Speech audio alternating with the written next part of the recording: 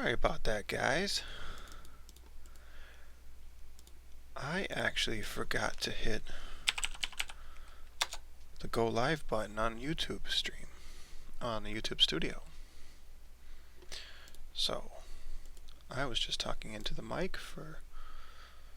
into the ether for a couple of minutes for no apparent reason. Let's see if we got this going. Oh my.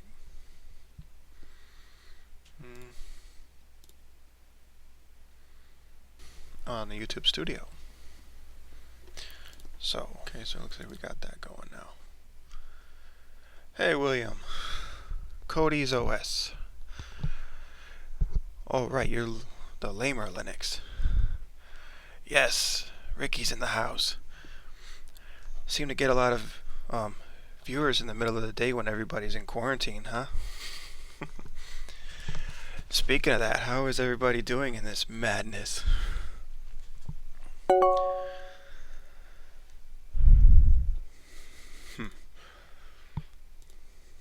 For those that don't know, I've been busy moving, and it's not the best place, but it's what I could afford on a short notice. It's just me for now. Circumstances made it so that I couldn't stay where I was living. Basically, the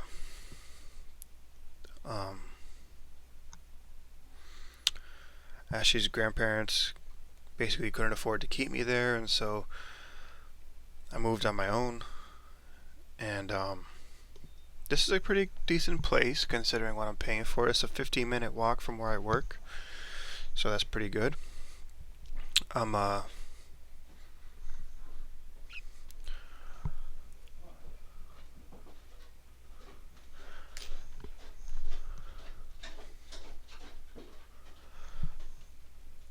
Sorry about the noise there. I do have roommates upstairs. And so yeah, between moving and the corona crazy, I've been quite busy. I brought most of my stuff over so far. My current setup here allows for a pretty interesting thing, is that before, the way I had it set up, my laptop was kind of pushed to the side to power the three monitors that I have here. But the way I got it set up here, I'm able to stretch the table out, and I'm able to actually turn on the laptop monitor, which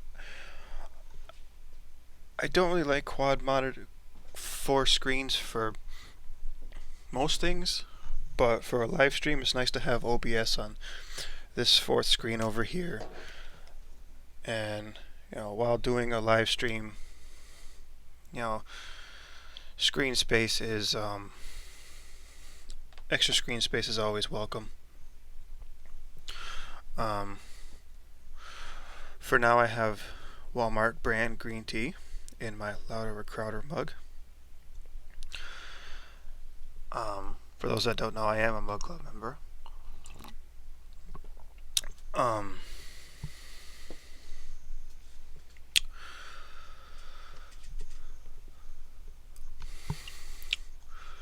By the way, I still run Arch. The same Arch install that I installed last January. Not this January, but last January. That means that this installation has been running without a reinstall for 1 year and 3 months, maybe, because we're 3 months in.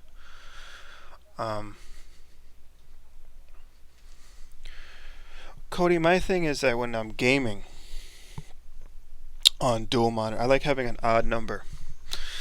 That's my preference. Just because when I tried to game some games, when I tried with dual monitors, tried to stretch the game through both monitors, and it tried to position me between the two monitors, and I just could not get used to that. But I was always curious to see what it would be like to have the game stretch across multiple monitors and see if that could be workable. And so far, certain games work with it. I find it easier to stretch out things like GZ Doom, and like the older games. And I find it easier to do in i3 because it allows for like the automatic resizing of the windows and stuff, and it gets rid of the borders and stuff. And so, ironically enough, I didn't think I would like i3 when I started running it, but ironically enough, it's been like the thing I've fallen back on all the time.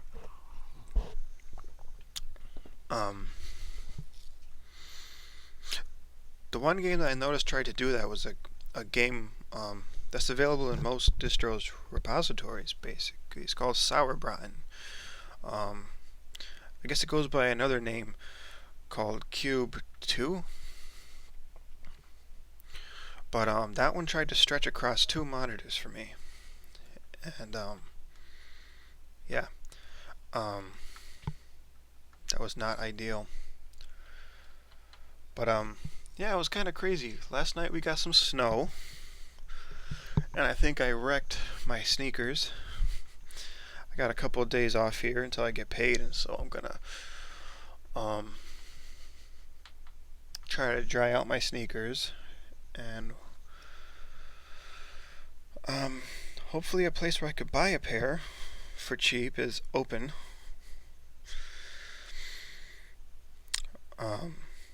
I have been called an essential employee, so I do still have a job in this madness, and they, at least for where I work, they're giving us $2 extra an hour for hazard pay, as long as this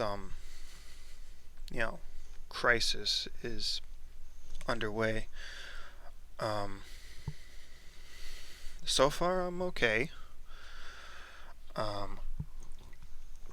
Which I guess could be kind of surprising given all the people that I come into contact in a day in a grocery store, especially with the panic buying and whatnot. Last time I was there,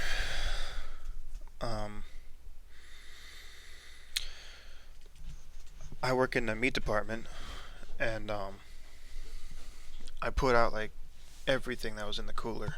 It was empty. But it seems to be slowing down, which is understandable. I guess people are running out of money. They can't sustain this madness forever, even if they want to. And they've been giving us free pizza at work for doing what we're doing, so I guess it's not all bad, right?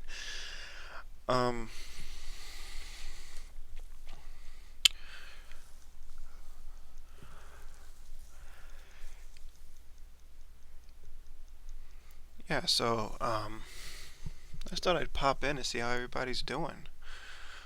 I mean, it's been kind of crazy, and I know I haven't been on Biddle for a while. Might jump in on that when I get a free Saturday.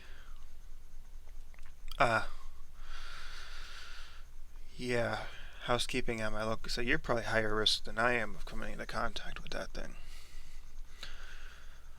But I guess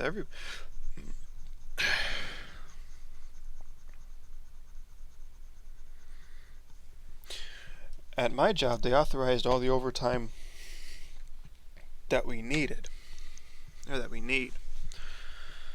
So even though today's my day off, I could have gone in today, but given that my shoes are wrecked and I'm feeling kind of burnt out, I decided to just chill for a bit. I would normally go up and see my son for my days off, and but given the craziness, I honestly don't know what the rules are for this thing. The governor where I live in Massachusetts issued a stay-at-home order and ordered that all non-essential businesses be closed down before noon today, so they should be. It's 12:30 now, so they're probably all closed now. But for the record, I looked at the list of things, and I mean, even package stores are on the list of essential businesses that are going to stay open. So, for whatever that's worth, I don't know. I mean, I guess in times like these, you could consider a package store to be quite essential. Kidding. But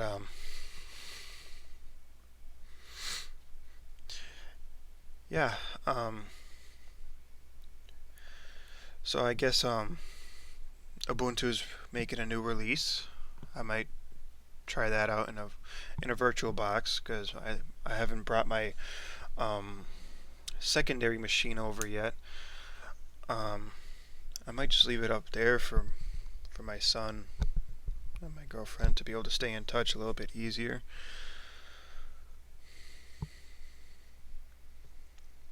Yeah.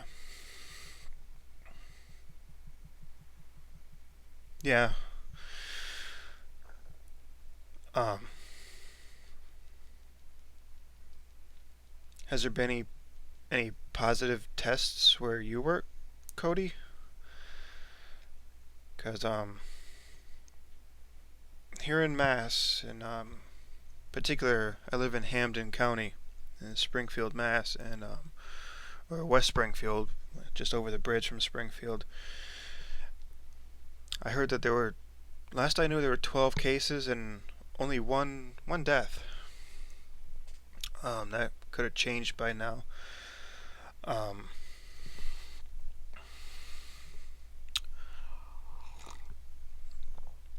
but from what I can tell, it seems to be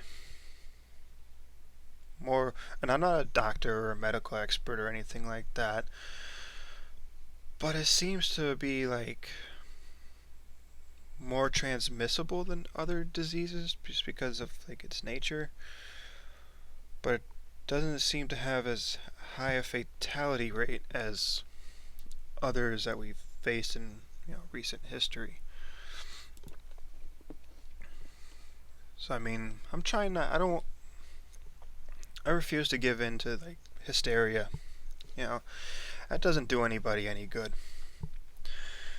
As far as I can tell at work, the people pretty much panicking. Which the one thing that I don't get about all this stuff is why does everyone have to hoard toilet paper? I don't get that part at all. I mean, you get the videos people fighting over toilet paper, and we had a few fights at my market, my grocery store, and even the warehouses are struggling because the shipments we've been getting in have not been that big, and we had to limit certain items. Um, for example, you could only get one pack of chicken, period. Just one pack of chicken. So, and people were like, misinterpreting the sign, saying like, "Oh, so I can get one thighs and one drumsticks." I'm like, "No, just one pack, period." And the thing is that it's coming from the top down. They're programming it directly into the cash registers. So like, even if I'm scanning and like another something that I missed because I'm burnt out, um, the register won't let you continue until you. Hey, Ben Fitzpatrick, how you doing? But yeah, and the people, they have a habit of blaming the employees for it and getting into it with us, and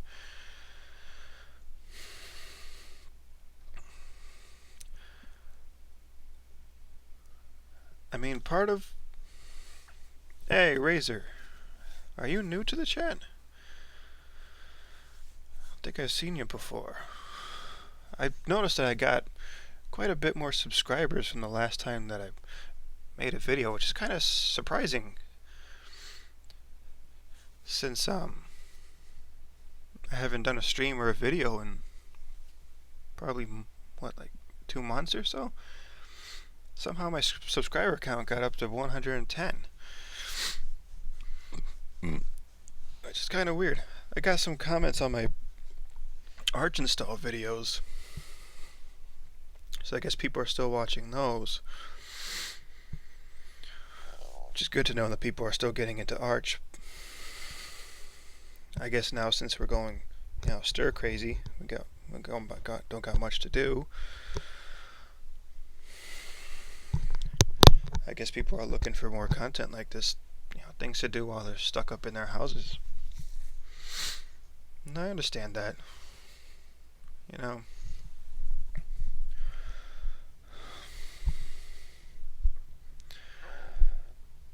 If I wasn't working at a grocery store, I'd probably give Gentoo a try, seeing that now I have the time to compile everything. Most people do. I mean, what is it, like a 2-week quarantine thing?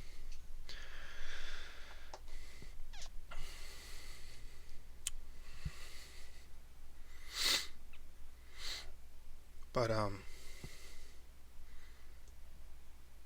hope people aren't giving into this hysterical nonsense, Like, I think it's gonna pass, and it's not gonna be like the Black Death or Spanish flu or anything like that. It's gonna take a bit of a toll, but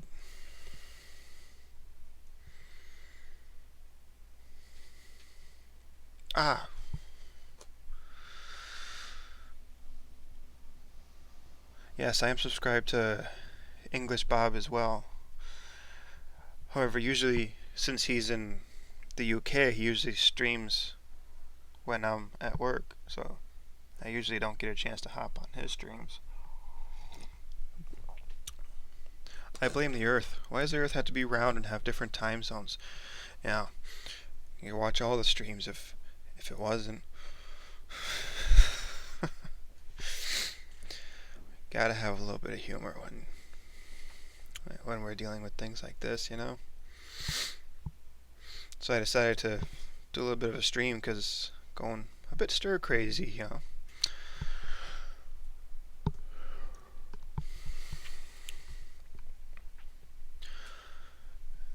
And I don't know if anybody's going to be doing any streams tonight. If anybody's doing any open chats, I'll hop on them later on.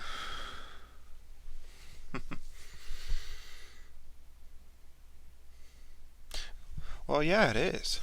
I mean, didn't you see the video where the guy took a pitcher of water and poured it on a orange or something, and it all fell to the ground?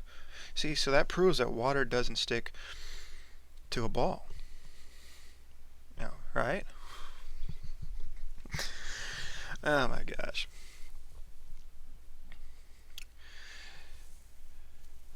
See, I mean, in all honesty, you could tell I'm a free speech absolutist. Okay, I'm pretty conservative when it comes to things. I'm a literal constitutionalist when it comes to that stuff. But the one group of people I would say it's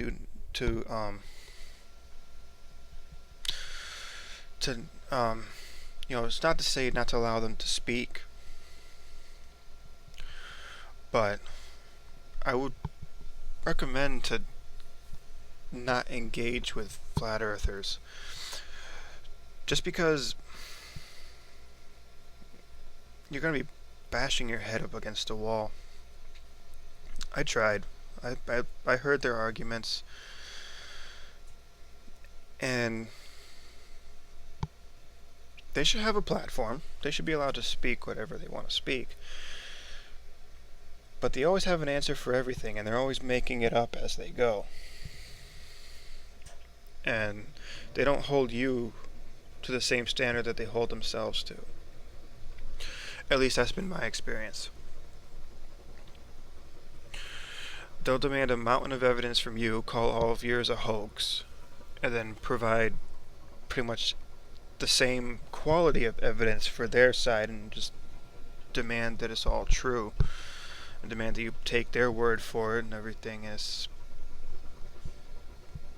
you can't debate with somebody who's not going to hold you to the same standards. Yes, they do. Yes, they do. But I will say that they've talking to them strengthened my personal notion that the Earth is round. Um, just because they made me have to really, really think about it. Um, just because, like, I had to really think about it. Like, okay, do I really believe the Earth is round, or am I just taking for granted what NASA and everybody else is telling me? How can I prove it with my eyes, with only what I can see here? That's as empirical as I can get. And the main point that helped to solidify that the Earth is round for me was that I watched the blood moon. It was a solar lunar eclipse. I forget which is which, but basically it's when the sun casts the Earth's shadow on the moon and turns it like blood red. I stood up. I think it was 2015 the last time it happened. At least from where it was visible from where I am. And the shadow that it cast upon the Earth was round. Or the shadow that the Earth cast on the moon was a round one. And if the Earth was a disk, that would have shown on the moon. And so I told him, I looked through a telescope. My dad had a telescope that was powerful enough to see Jupiter and 4 of its moons. Now, it's not like a big, like, Hubble telescope, but it's powerful enough. And I said, I saw Jupiter and 4 of its moons, and they were all spherical. The moon is spherical. Mars is spherical. How come we're the only one that would be flat? I mean, but but here's the thing, they said, you didn't see that. They start calling me a liar and everything. I'm just like, well, okay, that's where I guess that's where we have to end it, because I know what I saw, and they could just as easily buy a cheap telescope and see the same thing. It's a, I mean, I'm sorry, I just don't.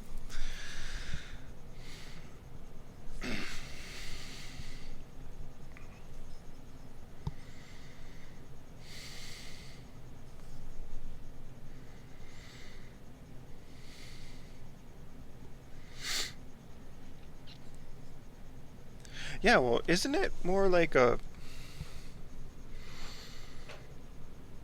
like they did say that, like it's more like a odd pear shape, because the way it's spinning, it stretches out at the equator, and it is smaller the higher you get. I mean, I guess it's not a perfect sphere, but it's definitely round. It's definitely round because you can see the horizon. The fact that you could even see a horizon at all proves that it's round.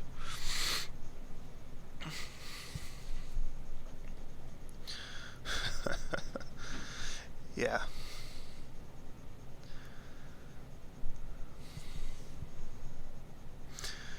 Yeah, water isn't wet.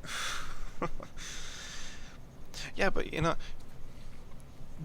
one of the arguments they make is like, oh, water can't curve. Can't curve.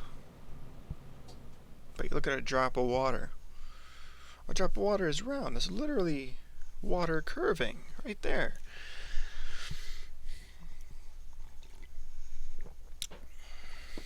I mean, Neil deGrasse Tyson has a good arguments against the flat earthers.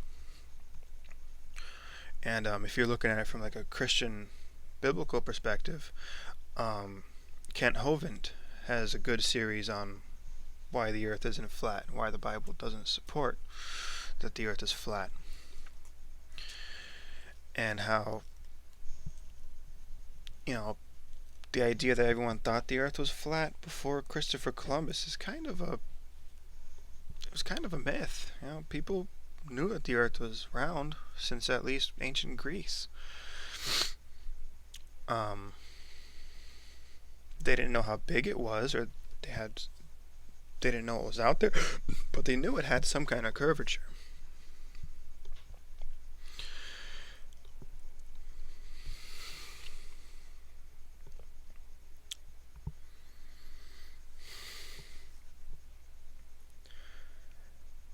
Yeah, yeah, that's another crazy thing they say, Cody. Yeah, they say that gravity is fake, that gravity doesn't exist, and I just don't get that, because it's like the nature of gravity is to suck everything in towards the center of that gravitational mass. So the natural shape of gravity is round. And like if the Earth were flat for some odd reason, it would immediately correct itself and become a sphere again. Because gravity would turn it into a sphere.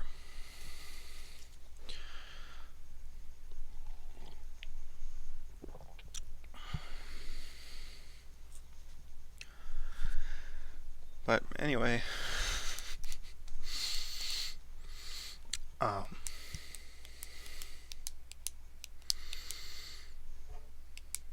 yeah,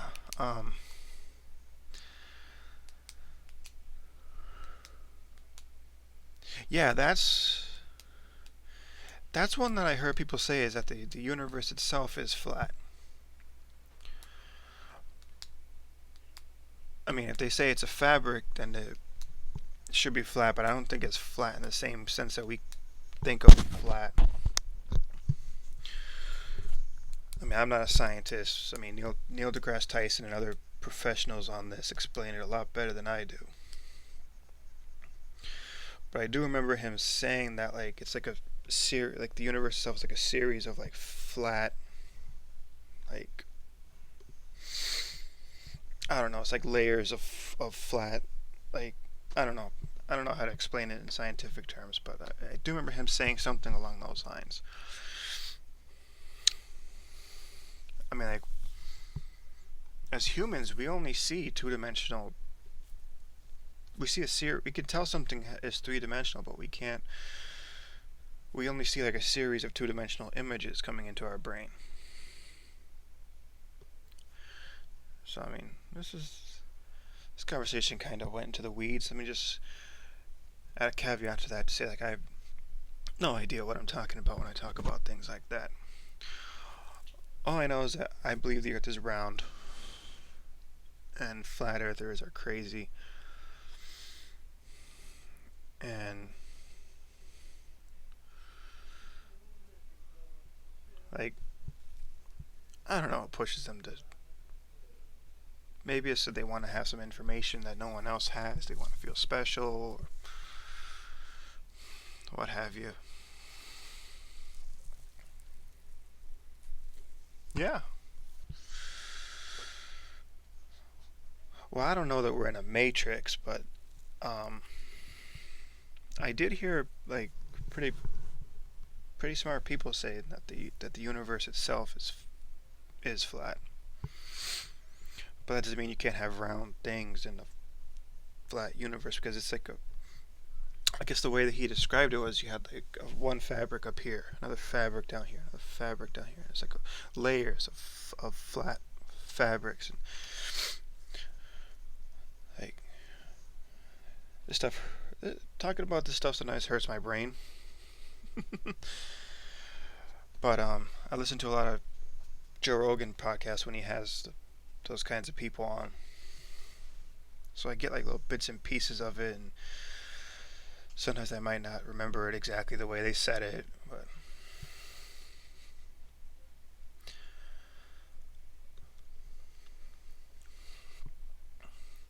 I've also heard some people who study like quantum mechanics saying that like we do kind of live in kind of sort of a matrix. Like everything is like a wave of probabilities, and every time you look at something, the probabilities rearrange itself to make it look like what you expect to see there, and or what's supposed to be there. I mean, in a sense, the universe is, a collection of data and energy. I mean, I guess you could say that it is, but that's getting a little too deep. um, for on another note, um, I did make an attempt to learn how to program in C. Um,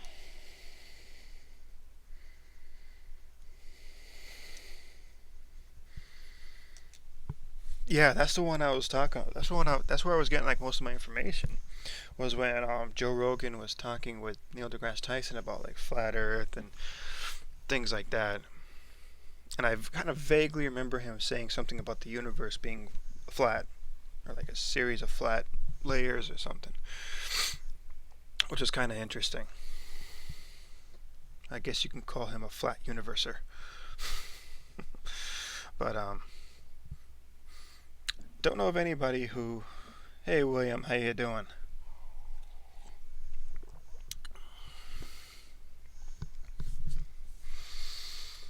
But yeah, earlier this year I tried to make a kind of serious attempt.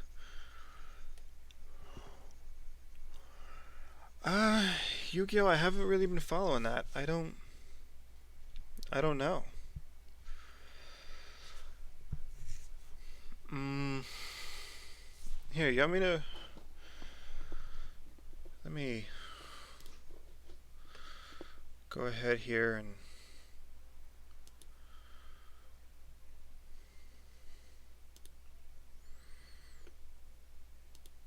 Let me go ahead here and. Okay, grab the link.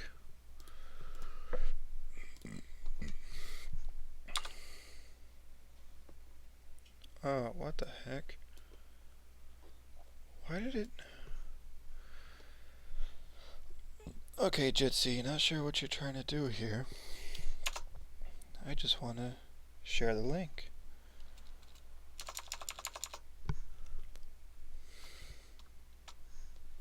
Make sure I got that right. Okay. Yes, here, let me share the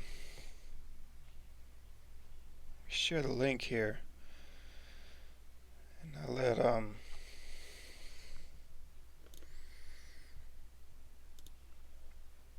oh, it looks like okay.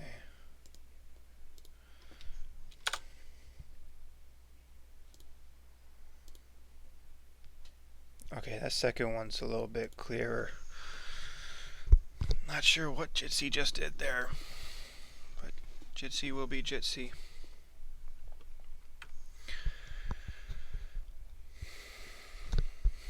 The reason I still use this one is because it seems to be the closest match to Google Hangouts. Hey Ricky, long time no see, buddy. Hey, how you doing? I'm doing. If I'm not at work dealing with the chaos, I'm at home going stir crazy, so. Makes a lot of sense. Yeah.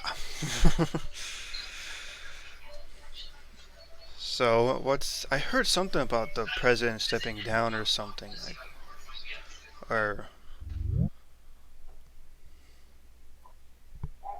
We got another. Hello, Ben. Hello. Hello, William. Uh, yeah, I thought I'd call in by voice. That works too. Yeah, that works Since, too. I didn't know that it yeah, I did, but decided to. you taught me something Yeah, today. it supports. It supports voice, but the only problem is that you'll give away your phone number directly on screen inadvertently. So that's just the only trade-off that it occurs. Oh, I don't. Oh. Yeah, basically, Benjamin, what happened for those who don't know in the chat or don't remember, Richard Stallman resigned as the president of the Oh. Free Software Foundation. Basically, the Free Software Foundation gave him no choice. I heard him resigning myself too. I thought he resigned a while ago because of his kind of questionable comments. That's pretty much what forced him to resign in the first place. But I could The have. only thing, I heard that someone else either stepped down or resigned more recently. So I assume that's what you were talking about. But No, The I was only talking about thing- Richard Stallman. yeah, the go only ahead. thing I had to say was, sorry to interrupt, Ricky, but Richard Stallman, his mouth is a bit foul because Richard Stallman really didn't think before he speak. He should have thought before he opened that mouth, and look what happens. Just saying.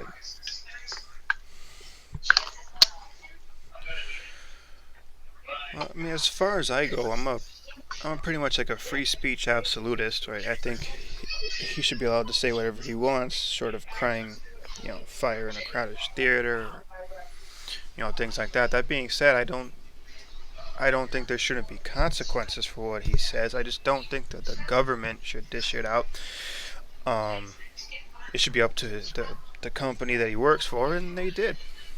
They did deliver him the consequences. To my opinion, to Richard Stallman, he's the one who should have not said those silly things because of this. Right. I just don't like him. I mean, I'm not denying that he's done great things. I mean, he's way smarter than I'll ever be. But, yeah. But, do you know of any potential candidates for taking his position, Ricky? Or is that just like... I only know of one person that could, but I doubt he'll do it. Linus Torvalds. I doubt he'd ever try that. I don't know. I don't know about that. He's got a lot on his plate as it is right now.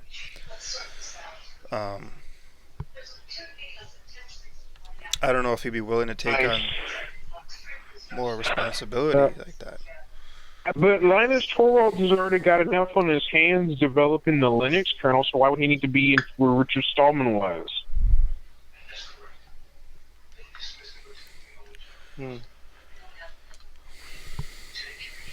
I mean, Ben, I wanted to say that Linus is already busy helping with the kernel source, so are you sure he'd be able to handle two jobs? Yeah, that's what I'm saying is that, like, isn't he like the head of the Linux Foundation? Or I think so. he's like I mean, he's got to approve like a gajillion, mods. Like, if you ever get a chance to, like, you don't have to run Gentoo as your main operating system, but if you ever get a chance to, at least get as far as the compilation of the kernel. Okay, at least get that far, and you'll see exactly how much work goes into the kernel. Because there's literally mod after mod after mod after mod after mod after mod after mod. There's like a mod for everything. And I'm looking at that, I'm like, holy gee willikers, Batman, this is a lot of work that goes into this thing. And we don't appreciate it enough. Yeah. Speaking of Gentoo, Benjamin, Ben Fitzpatrick helped me install Gentoo on bare metal. Nice. Nice. Like I said, the only thing that gets me about it is like the time to compile things. But like I did learn a lot from when I installed it, the one time that I got it up and running. And the one thing I mean, Gentoo Linux, to be fair enough, it is easy, but I've gotten used to it by now. I would just rather have a supercomputer dedicated to that. well, I guess as far as I'm concerned, if you want to build it yourself operating system, Arch is...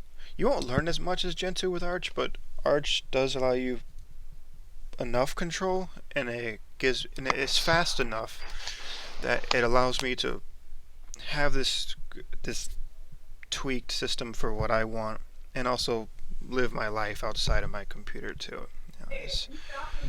It's a good balance. But no, what I would say for anybody who wants to know how much work goes into the Linux kernel, seriously, like I don't know how you compiled the kernel, Ricky, but like there's a few graphical tools that you can go through and select all the mods, and like just out of curiosity, I just browsed through it.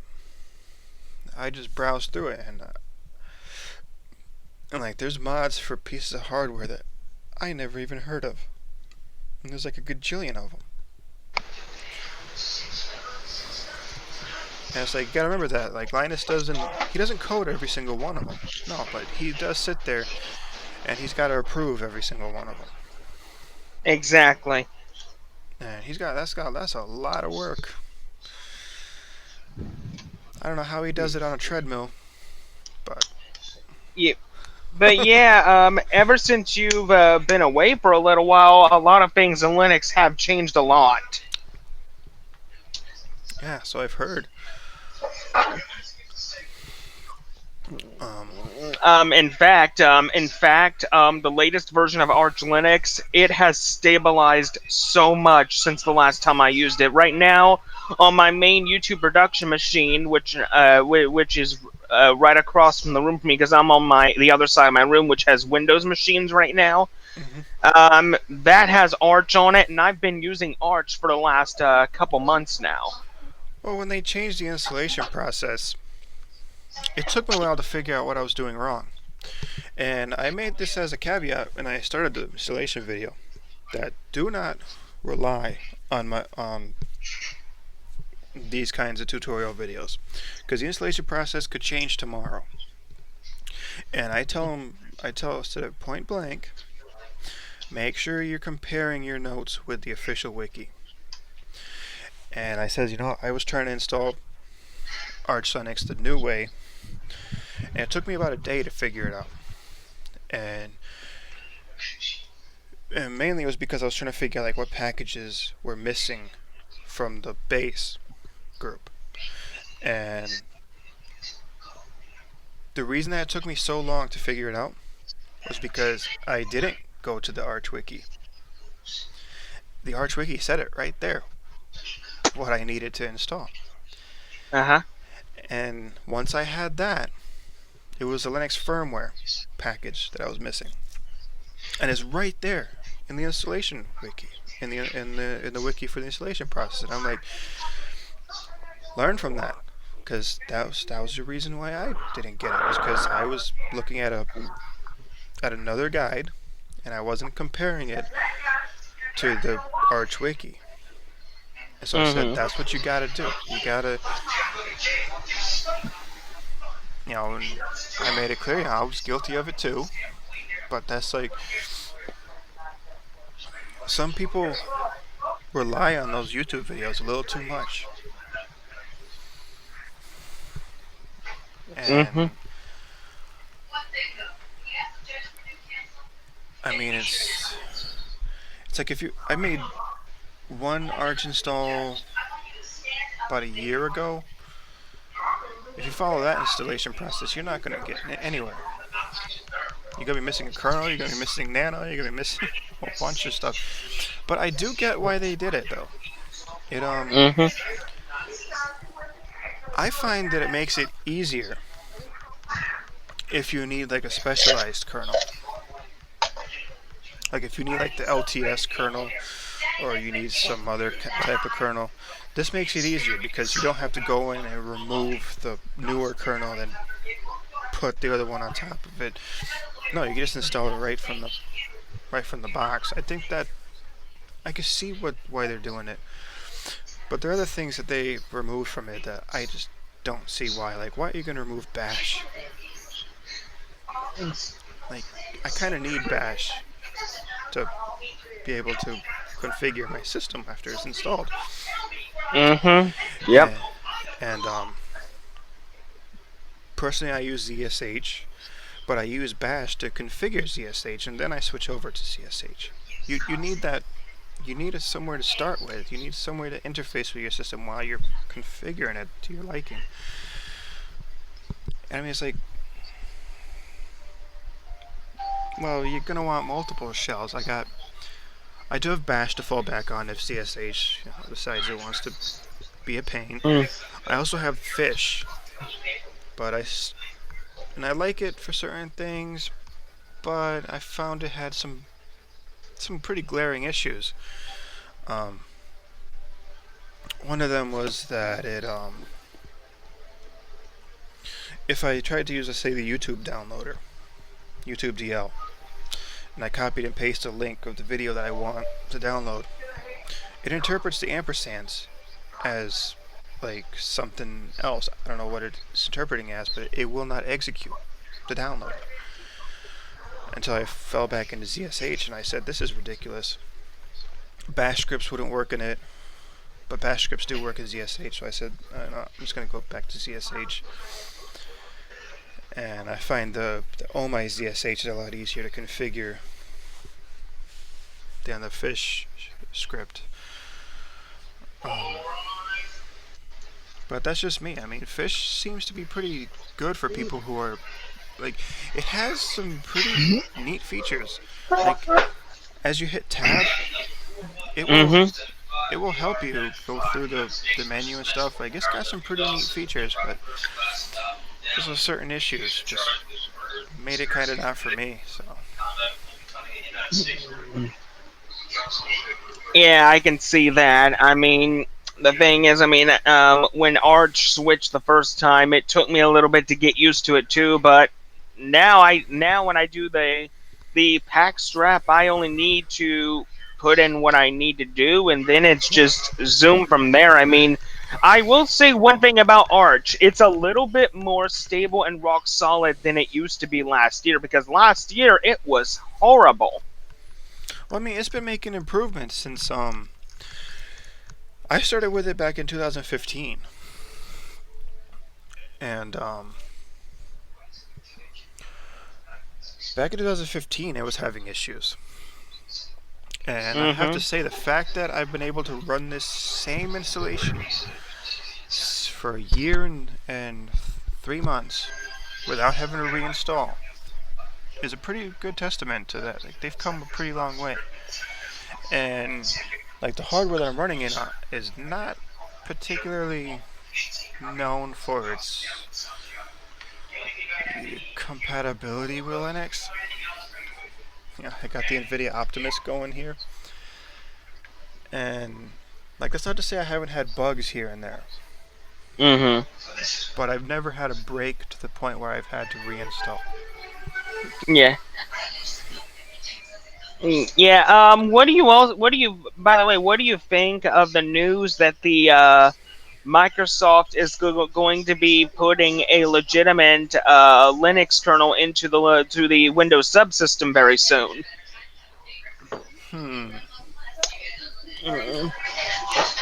Well, I haven't heard the details on that. But I guess I would harken back to what Linus Torvalds said years ago, is that if Microsoft started putting Linux software into Windows, we've won.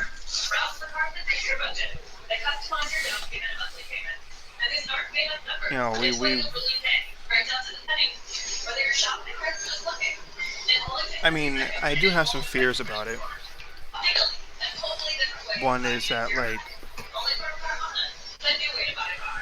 are we just going to end up with a Microsoft Linux?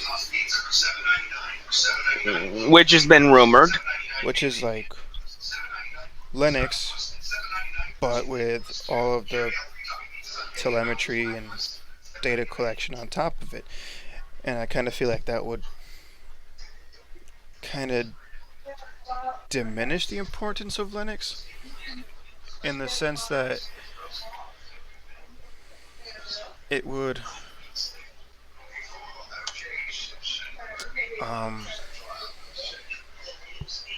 what's the word I'm looking for? Like, one of the criticisms I had for Ubuntu back in the days when they started putting, Amazon ads and stuff like that into the dash, is that people who run Windows get ads in their start menu. And I'm not saying that Ubuntu is as bad as Microsoft. I'm obviously not saying that. But to an average user, they might just see it as more of the same. Mm-hmm.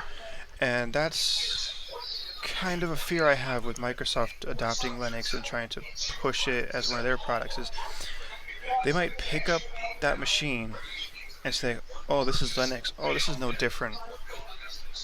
This is no different. It's just more of the same crap. And that... Mm-hmm.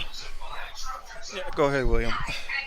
I was glad that Ricky sent me that link because the computer I've got, which is an Acer computer, cannot run Linux or try Linux with UEFI on it, and the 32-bit version of Linux with the UEFI would automatically hang the computer to the point where I couldn't operate it on past the boot screen, so it would actually hang the whole machine.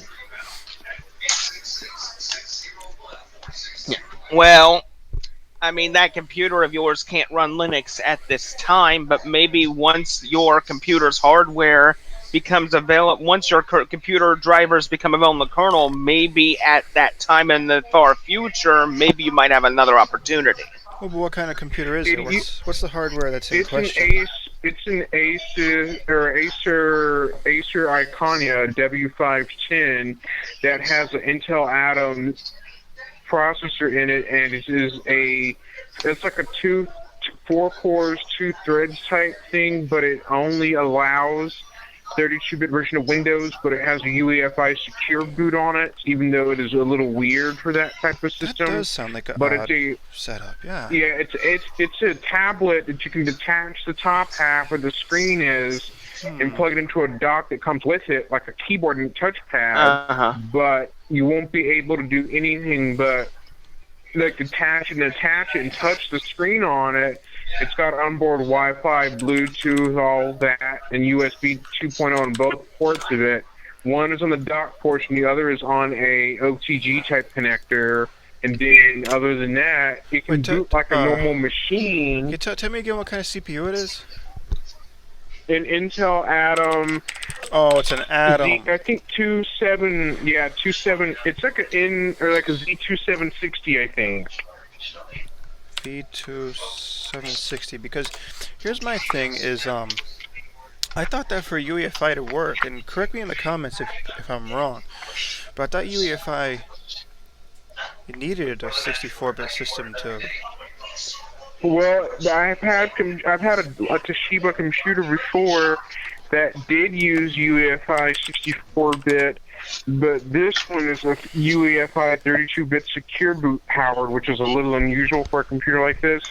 Well, because it's an Intel Atom, so that means it has a single core, right?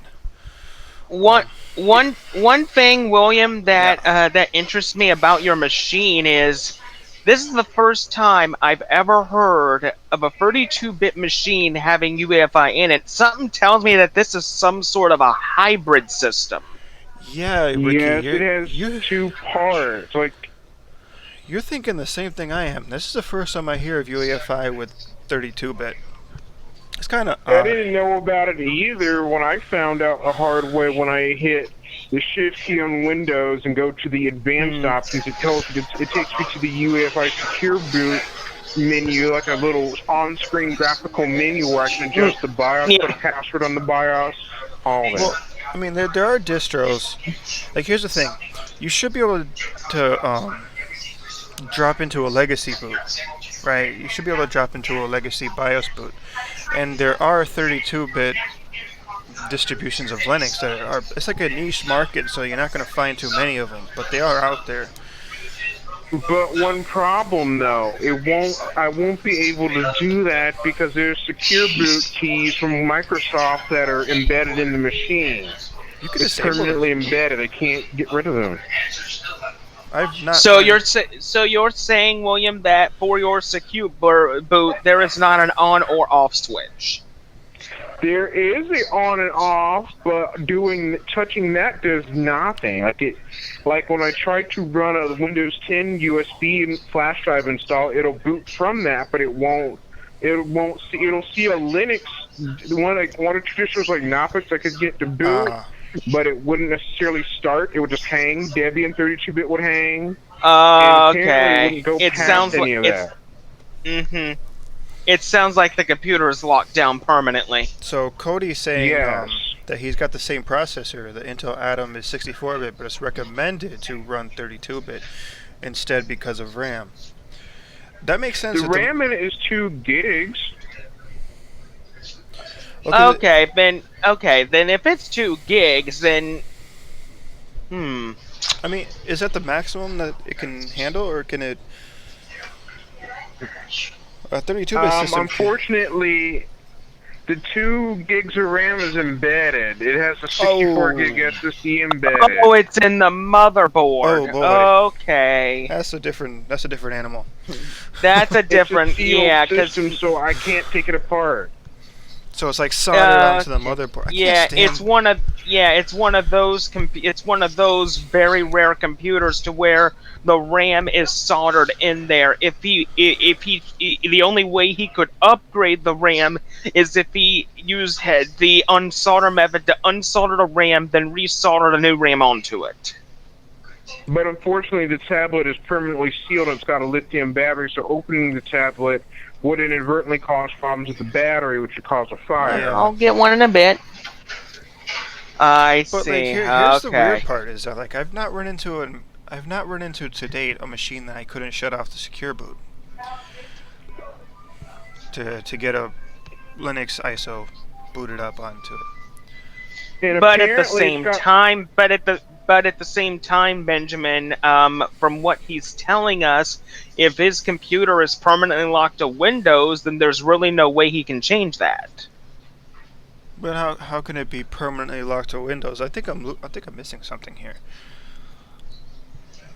Well, it has an FTPM module where I can encrypt the disk itself through Windows. It'll automatically encrypt the C drive. When I turn it on, it'll start to encrypt the system and unencrypt it, and I disable it. Yeah, I apologize for interrupting him, but did you just say that there's a TPM in that thing? It's called FTPM, and I turn it off. I can turn it on or on. What does the FTPM actually do? It enables me to use a BitLocker where I can go into Windows, click the drive, and tell it to encrypt the entire drive, and it makes it to where if I encrypt it and if I were to reset it or go inside the system in safe mode or something, I would have to type in a recovery key that's over 16 digits long off my Microsoft account online. Do you know how old that machine is? It is about the Windows 8 period. I think I know what the issue is. I think I get it. Well, I think I get it. I think I get it. It's pretty much one of those hybrid, very weird tablet PC combos to where it is completely locked down from the inside to where you can't modify it or anything. So here's my question: is the storage? Is the hard drive soldered onto it too?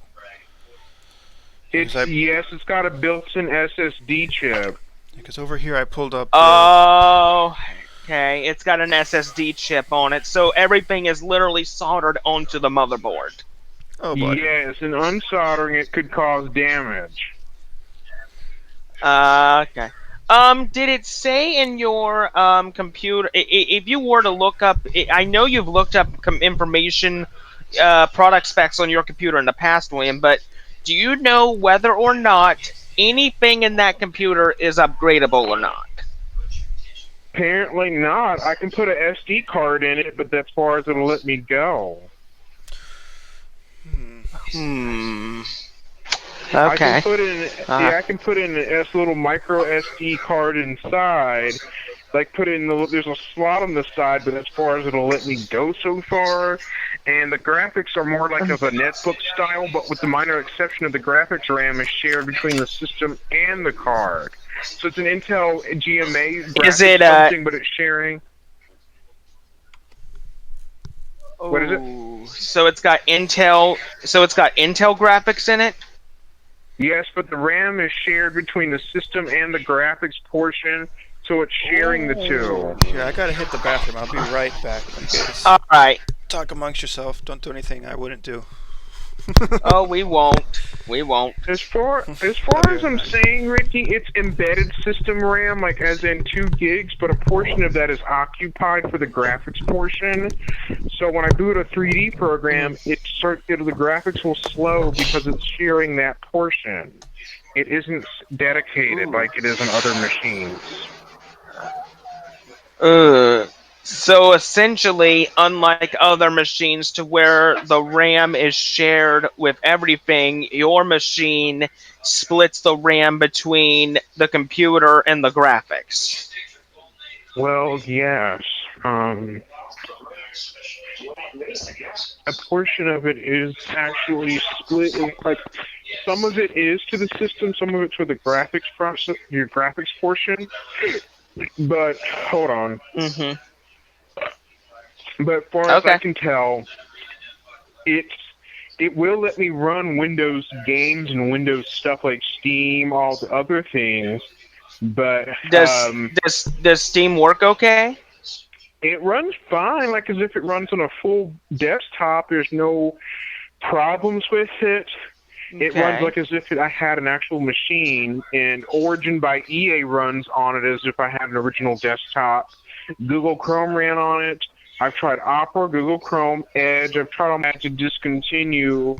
And the one I had, the Toshiba laptop I had a battery recall on it, so I had to discontinue that because Toshiba launched an update saying that the battery with some Sanyo or Panasonic cells could overheat and catch fire, causing property damage. Oh, Lord.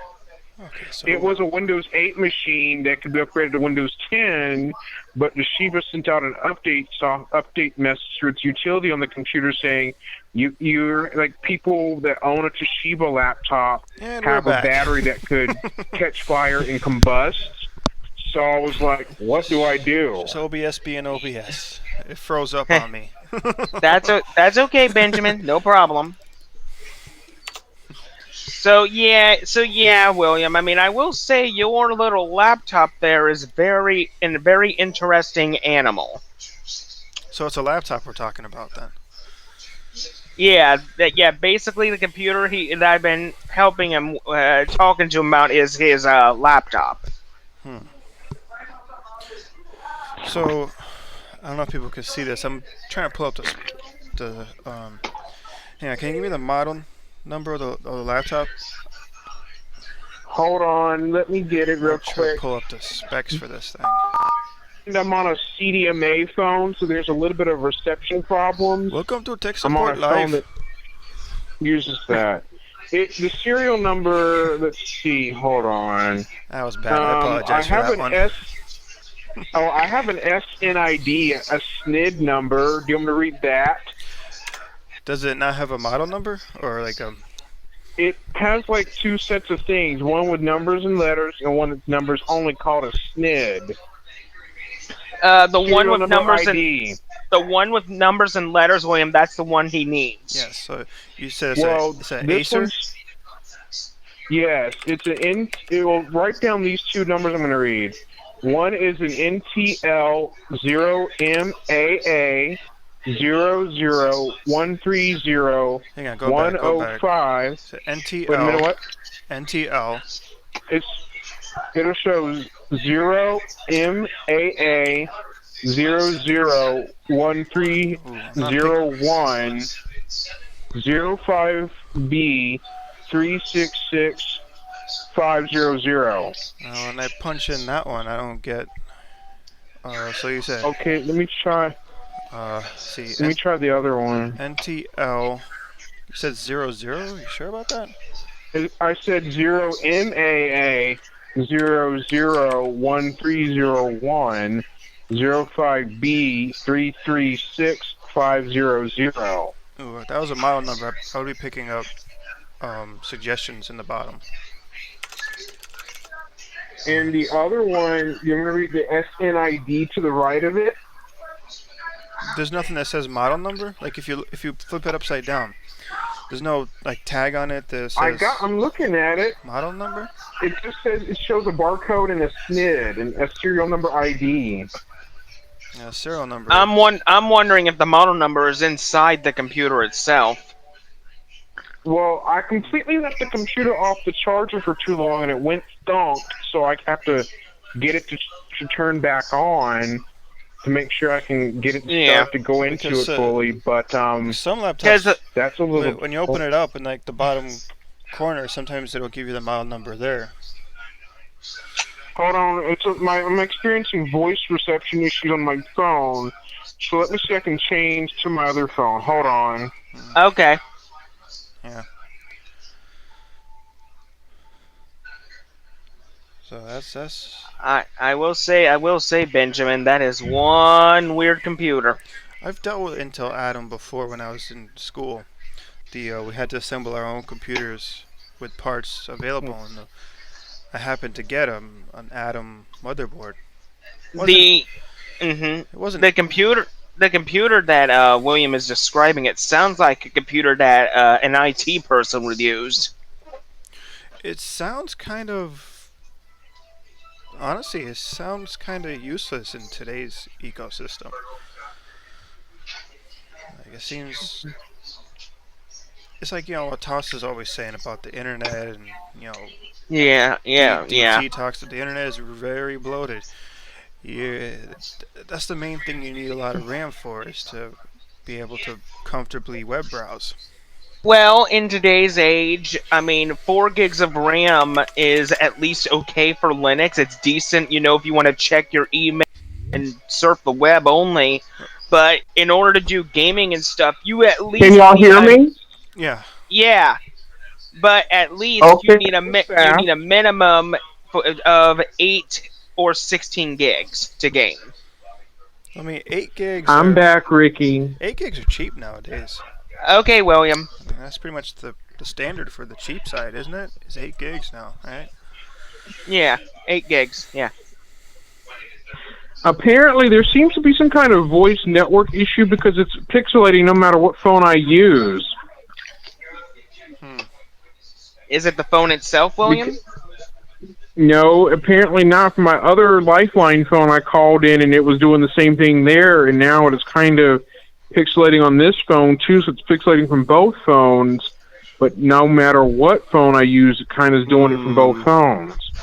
That's why y'all had a hard time trying to hear me, and I tried to speak the numbers out to y'all, but that backfired when I kept hearing a lot of scrambling, pixelating problems, so... Yeah. Sorry about that. I have an idea, William. Why don't you PM me those numbers in Discord, and I can paste them to Benjamin? Yes, that would be okay. Give me a sec. Because if y'all can still hear me. Well, there's a private chat in Jitsi where you could send it. I don't think it's. I'll get it to Ricky through.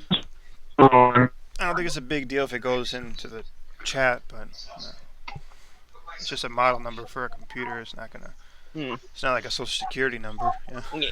Now, if I'm correct. Oh, sorry. Now, if I'm correct, Benjamin, Intel Atoms, weren't they used mainly around the time of Windows XP, late Windows Millennium? That I don't know. The one I had, wasn't that great. It was pretty obsolete back in 2010.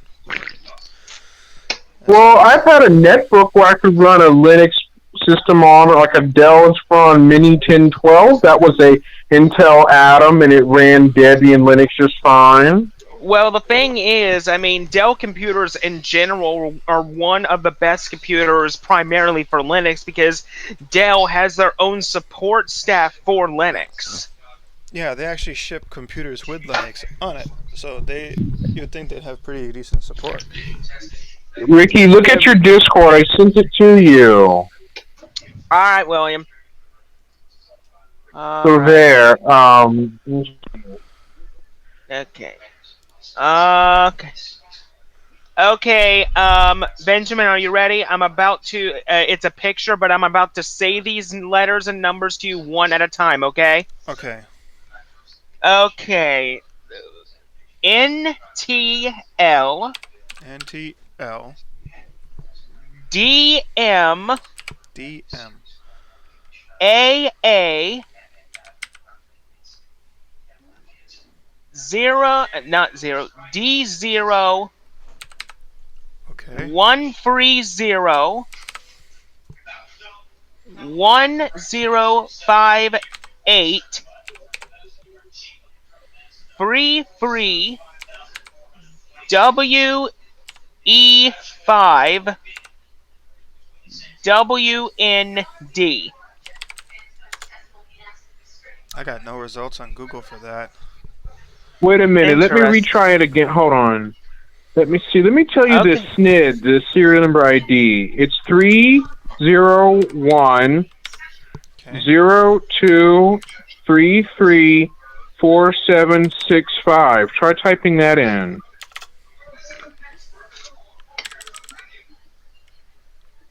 Okay. Did you say P7206?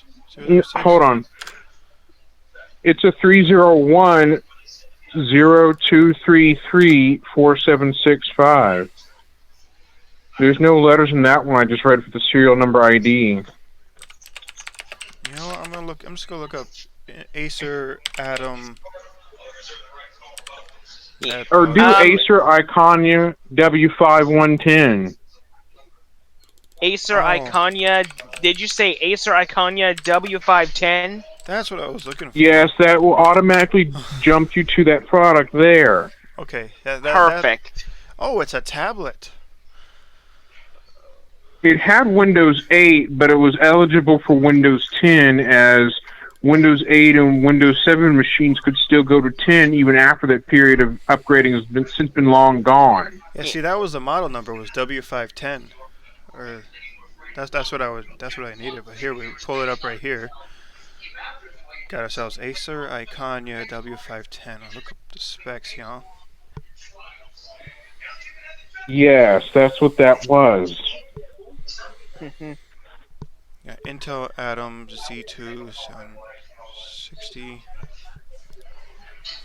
OS Windows 8, 2 gigs of RAM, 32.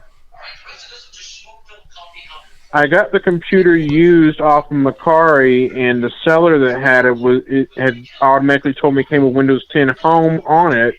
Therefore, it can only use Windows 10 Home. Oh, that's Any other pretty version of sweet. Windows 10 wouldn't work. Well, I will say, William, if you did decide to install 10 on it, it would give you better driver support. 10 already was preloaded on it when I got it shipped. Oh, good, good. That's pretty sweet. Huh? So it Got an does work as accelerometer, well. gyroscope. It looks It's like it's just a giant cell phone, kinda. yes. There's just one slight difference though. The computer had NFC and cellular data support on some country models for it. Interesting. So Yes, I read online. in other words, in that time period, William, some phone companies could use their data service to make a connection with the machine. Yes, it was allowed you to surf the internet through a SIM card slot on a 3G model in some countries and NFC as well in some countries. Isn't 3G still used? For those of you No, wondering, it's not. this is what IT guys do. Google stuff to figure things out. Some countries don't use that anymore due to technology changes. Yeah, right now we're in 5G territory now. I've got an old CDMA phone that's a Lifeline phone that supports LTE and 3G. It's a CDMA Lifeline phone, a touchscreen Android. Interesting. Wow. It's through a Lifeline program called Q-Link Wireless. What version of Android is it running? Android 8.0 Go, Android 8.0 Go edition, a lightweight version. Interesting. Okay, that's fairly new still. It was designed to run Android 8.1 Go because it has 512 megs of RAM, close to like a gig of RAM. So it's kind of between a gig and 512. A slim version. That's interesting. I mean, 512 isn't too bad, but I think if you had that full gig of RAM, your phone would have done a bit better in terms of performance. But that's how the way the Hot Pepper Corporation made it. It's called a Hot Pepper Poblano VLE5. Ah, I see. It's a weird name of a phone based off of a hot pepper. I can see that. It is from China, though, which the company itself, it's a Chinese company that makes that type of phone, and others like it. There's two other type of phones like that, but the one I've got is for a LifePoint provider only. Sorry, buddy. Yeah. For a while, the TP shortage is going on. I'm gonna try to stay away from hot peppers and hot foods in general, man. Yeah, sorry, I didn't mean to distract the conversation from that. No, I'm sorry. I just had to get that in there. Make a. Okay. It's important to keep a sense of humor while this madness is going on. Yeah.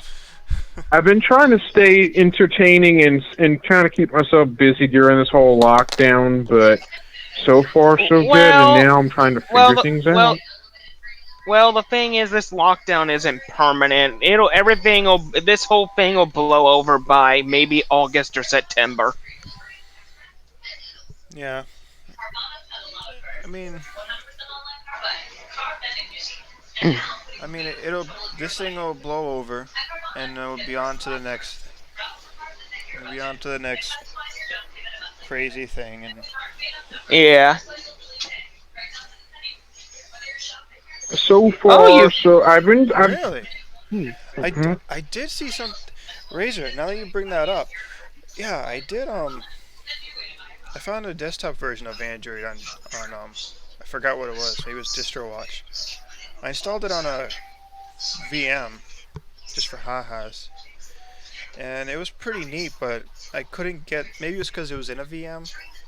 Or maybe it's because it's not really designed for this, but I couldn't get the mouse calibrated correctly. But it was an interesting thing to look at.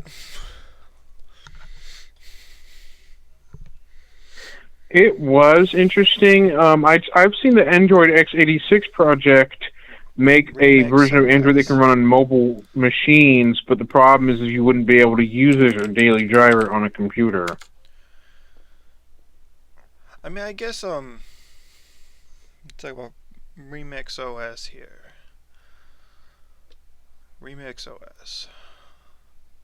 Remix OS is a free Android version made by Jide, the company behind this operating system. This OS comes with certain basic Android features, adding some missing functions that are present for Mac and Windows users. You can find a Windows interface, mouse and keyboard support, a system bar, and a file manager. That's pretty neat. Obviously, it has other third-party installed apps. Theoretically, you should be able to install this OS on most popular laptop brands. But support for more machines is being added with each new version. That's pretty neat. So it's basically taking Android and making it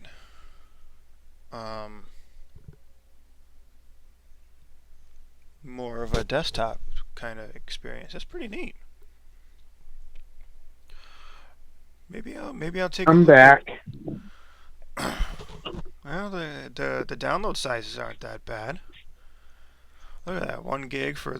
Ben, can you hear me? Yeah. My computer's fully booted. Hold on, I got it to where I can get to the desktop. I can hear you, William. Okay, for some strange reason, Jitsi is having an audio network problem because those voices are pixelating and breaking. Oh Do I have? dear. I don't have feedback going out over there, right? I don't have feedback either. I just got a message I saying. can hear y'all, but it's just when I try to talk, it becomes all garbled. Yeah. That's interesting. Hang on, Ricky. My computer's fully charged. It's 44 minutes to a full charge, so I got to make sure I didn't corrupt the internal storage. Or else be in Maybe this is an trouble. option here. It says I Remix OS. Um, If you're talking about Remix OS, Ben, the answer is the computer only accepts Microsoft signed code, keys, and things. It will not take anything that isn't that. oh,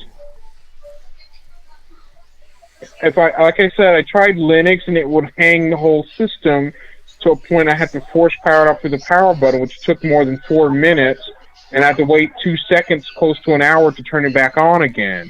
well, but Because the Acer instruction manual says you got to wait. well, was it because of the secure boot? No, it tells you in general you gotta wait at least 2 seconds before you turn it back on again. Let me look up this Icania. If you look in the instruction manual, they have it available for download for it. It'll also tell you the same thing. See if we can do it. See if we can turn on the shut off the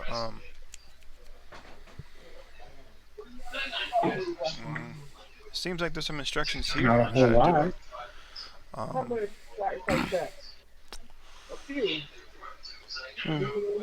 I'll do it myself. Yeah. Okay, so it says Yeah. Anyway, Benjamin, I gotta get going. I got some stuff to do. Okay. what do you gotta do, man? Everything is closed. I gotta. I'm Kidding. gonna go outside and don't get some blame you. fresh air. I don't blame you. Luckily, Ricky can go outside where he lives at. I can't because it's raining in my area. Oh, we Yeah. got a blizzard last night. It was crazy. We got. All right. I mean, it wasn't. Ow. All right. See you guys later. See ya. See you later. I guess it Mhm. wasn't so much a blizzard. I'm here, Ben. I guess it wasn't so much a blizzard, but we did get more snow last night than we did for all the winter. Sometimes I feel like a 4-year-old is writing reality here. Ben, there's some kind of network issue with Jitsi, I noticed. Oh yeah. Yes, because when I try to talk to you and Ricky, it gets a little garbled, but when I hear you and Ricky talk, sometimes it also gets garbled both ways. Well, for the record, I haven't had any issues between me and Ricky, so it might be I heard it on my end. an issue with because you're on the phone. Maybe anybody in the chat, can you tell me if there's been any like garbles going through the live stream, or is it just? I'm calling over the two cellular networks, and my phone will not connect to Wi-Fi at all much. So I'm using the cellular network, as when if I have my phone to Wi-Fi, it'll randomly drop the connection. So that's why I have to use the cellular tower. It looks like for the record, it did look like I found a method to shut off the secure boot for your particular model. I did turn it off. I automatically did that already, but in order for me to turn it off, I had to set a BIOS password. So since I forgot the password, I can't get in it. Oops. Wait. So you set a BIOS password and then forgot it? Yes, because in order to turn it off, you got to set a password on it. It won't let you do it unless you create one. Ouch. Yeah, so I accidentally forgot it, and now I can still boot the system as normal. I can boot into the flash drive of Windows 10 I made for it, but I can't really get back in anymore to the BIOS after I forgot the password, which So is you a permanent oops. So you can't even get into the BIOS then? Nope, entering the password too many times will cause the system to hang. Yeah, I did hear that. It might be a little tricky. What but is it? does this machine have a CMOS battery? It must, right? No, it's not exactly. It's using a lithium-ion battery for everything, a single battery. Well, I mean, like, every machine has like laptops have like a regular battery, right, that powers everything else. But the motherboard has another battery, a little tiny CMOS battery, like what you find in like a Yeah, the watch. coin cell. Right. And what But I have no way of. that's what powers the motherboard. That's how it saves like your BIOS settings, and it's how it stays Time and powered. date and all that. Right. Now, if you remove that, I forget what the time period is, but maybe for like 30 seconds, it will reset everything in the BIOS, including the password. And so you just pop it back in, and you're good to go. But the only problem here, Ben, sir, is the computer's sealed. Taking it apart would damage it. True, because I'm looking at it right here. It looks like it's pretty much a tablet. Because if I try to take the back panel or front screen off, I risk damaging the battery and or causing a fire. Razer corrected me there. You want to give it 2 to 3 minutes. But yeah, that's the only thing I could think of to get rid of a BIOS password. Yeah, so that was my mistake. Unless there is a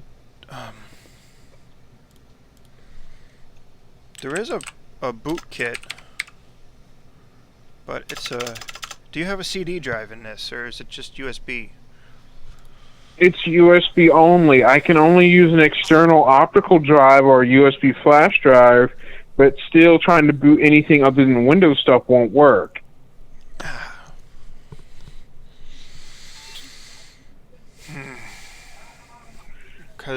So yeah, I'm pretty much with the Windows only, because if I boot Linux, it hangs. Anything that's not Windows will not start.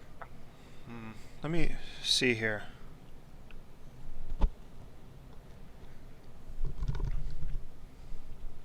Yeah, but Cody, would that drain out the CMOS battery, or would that... It wouldn't really do anything much but cause the computer to force shut down, resulting in a recharge from the wall charger. But then you would have a...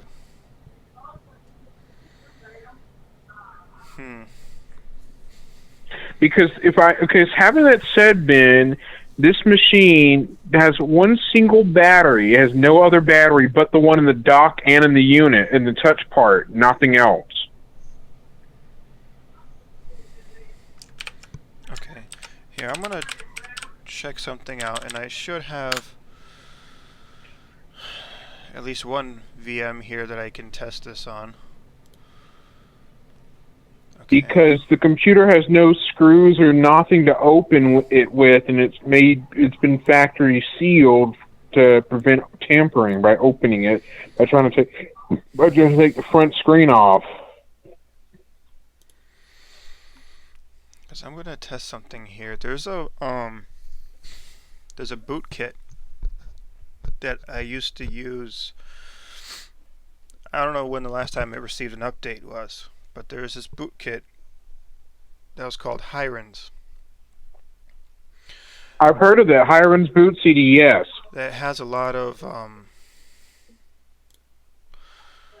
like tools, like specifically for things like this. I've heard of that CD as well, but the problem is the computer does a security check to make sure it can boot stuff that's signed. Unsigned stuff, it won't go. Oh, looks like I'm having issues with this VirtualBox. Well, this is why we make even I can't run VirtualBox in this unit. I can't do that because it's 64-bit only for VirtualBox. Oops. Okay, so let me see. If I remember correctly, I did download Hirons not that long ago, so I should still have it.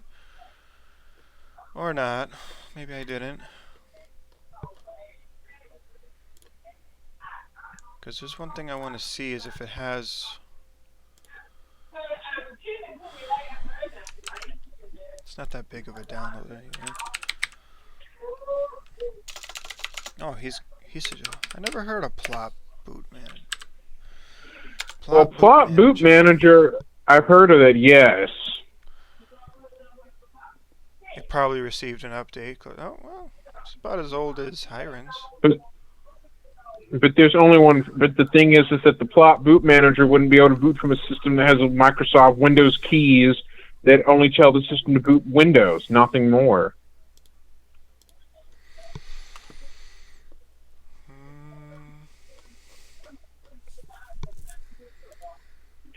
So does it make sense? Yeah, that's the only problem, is that you might not be able to boot the CD. I've tried a Partition Magic or Partition Wizard type boot disk and it won't run either. So it pretty much has me just... I'm happy with Windows, yes, but I wouldn't expect me to get a system like this that can't boot anything other than Windows.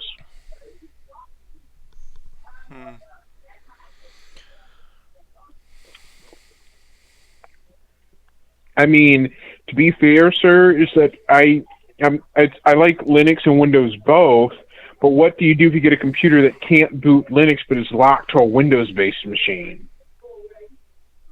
Well, the simple answer would be to get a machine that can run Linux. But if you don't have the money for that, then, well, I mean, just kind of, you run what you got to run. There's no shame in that. Oh, I had an old Dell Inspiron 1525 that ran Windows Vista, but I don't like that laptop anymore because I had the laptop since 2008, and the battery cell's been long dead on it, so it can no longer function without being plugged into a wall. Oh, that wants to take a long time to download. Well, here's a little trick that I'm going to show some people here that I do when a download decides it wants to be a pain for me.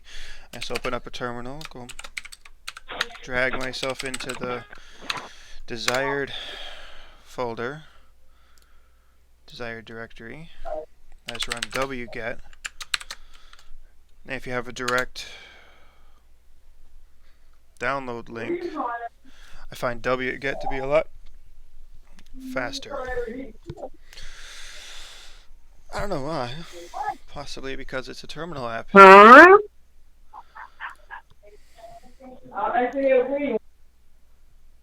But there you go. People got to see how I download most of my things. I just use wget. And it could be because my internet connection isn't as great as what it was in my other place. I had it directly wired in. Here I am using Wi-Fi and I'm in the basement. The router's upstairs, so the connection might not be as great. Which means I don't expect my downloads to be super fast. But I am curious. I think that there's a list of tools here.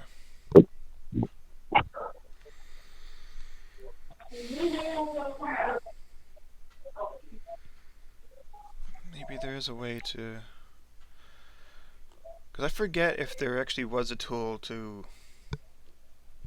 erase a BIOS password. I know there were tools to bypass a Windows password. And that came in handy. Unfortunately, due to the way Acer built this machine, that isn't possible in my case.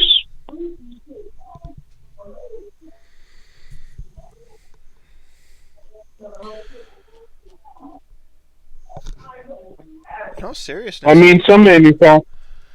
No seriousness. Yeah, some manufacturers... Go ahead. It looks like they've received an update. Which is news to me. The last time I thought they received an update was like 2012 or something. So this is kind of interesting that there is a new Hiren's out. Hopefully this one's... Hopefully I'm able to make a bootable USB with this one. Because I will do that. So far, that's the case here, Ben, but it... So unfortunately, here's my question: is can you get Razer's saying if you can get into the BIOS menus, you should be able to reset to factory defaults. So I can't because I put the password in and forgot it. And as soon as I put the password in, I can't remember it now, but it would ask for the password, and if I type it incorrect, it would just freeze the system up. So here's my question: it's a tablet, right? Mm-hmm. There's a long shot, but is there a way to factory reset it? Like, No, there isn't. There's no way around that either. on like some Android phones, most Android phones, you hit a certain button combination, it'll reset it into the grub menu, and you can factory reset the Android phones. Now I'm wondering if this is more of a tablet kind of deal. If maybe there's a way to do that. Not with this one, because when I hit volume down and power, it puts me through straight to the BIOS menu. But other than that, it will only go to that or boot into Windows. The only two things that it can do. Other than that, that's it. Yeah, see how fast wget is compared to like a in browser. Hey, what is it? I'm actually using wget to download Hmm. the Hiren's ISO, and Oh. I find that wget is a lot faster than. Excuse me. It's not Corona. I'm fine. Don't worry about it. No. But I find that using like going into the terminal and just running wget to download my files is a lot faster than in-browser downloaders. So that's why I did that. But here that gives me another idea. I wonder if there's a way to factory reset. Yeah, because the battery in this one is that lithium battery, and the way it is sealed to the system is that if I try to remove the thing, it could possibly create a fire situation. Yeah, I wouldn't recommend ripping anything off the motherboard. Don't do anything like that. Yeah, I'm not. I get a little anxious when it comes to lithium batteries because if they get damaged, then things go horribly wrong.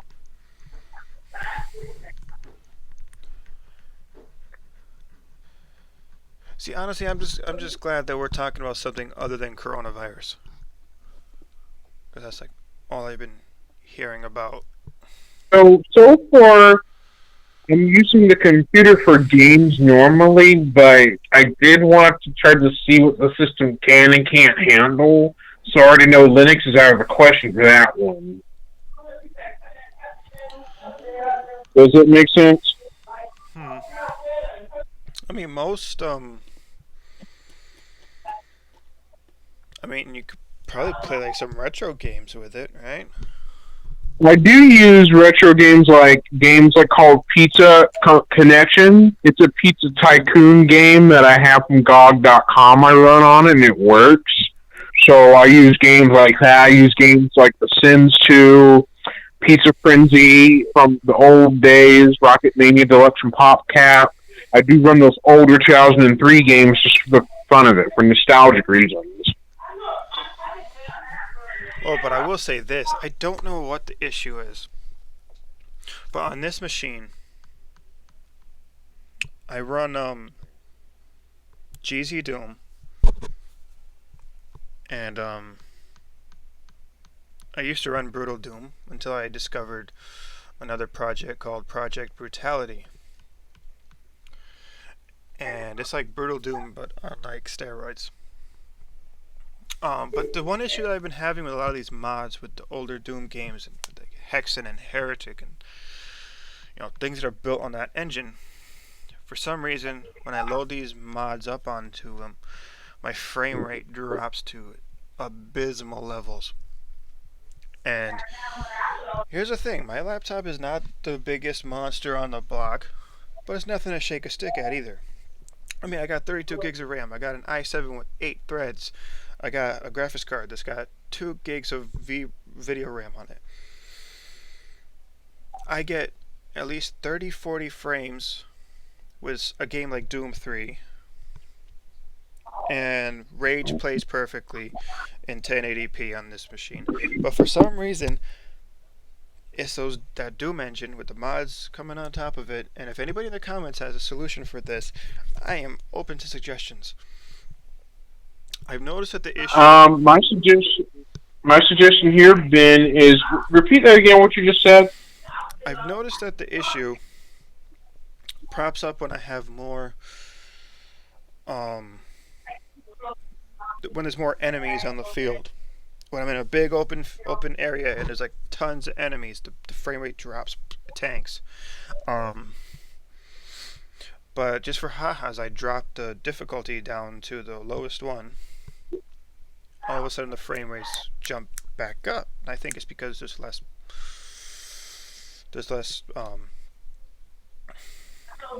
Should I say entities or however we want to say it on the field.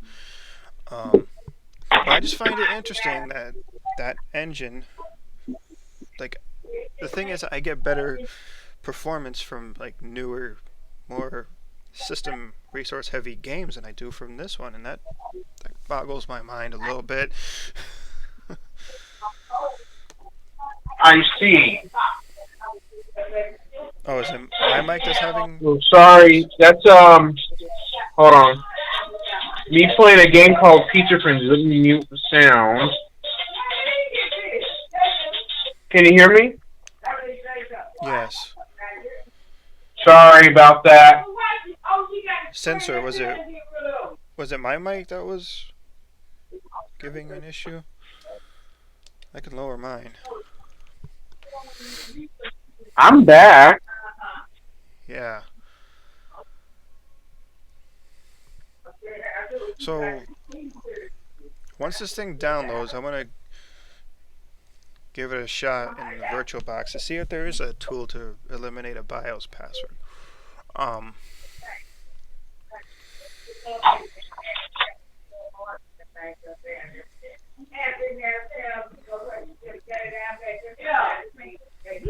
Mistakes do tend to occur, Ben, of course. Well, I've made my mistakes in the past, but Oh. like I just find that. Can you still hear me? Yes. I think it's because they got your game is coming through. I think that's what it is. Sorry, let me mute that audio. Hold on.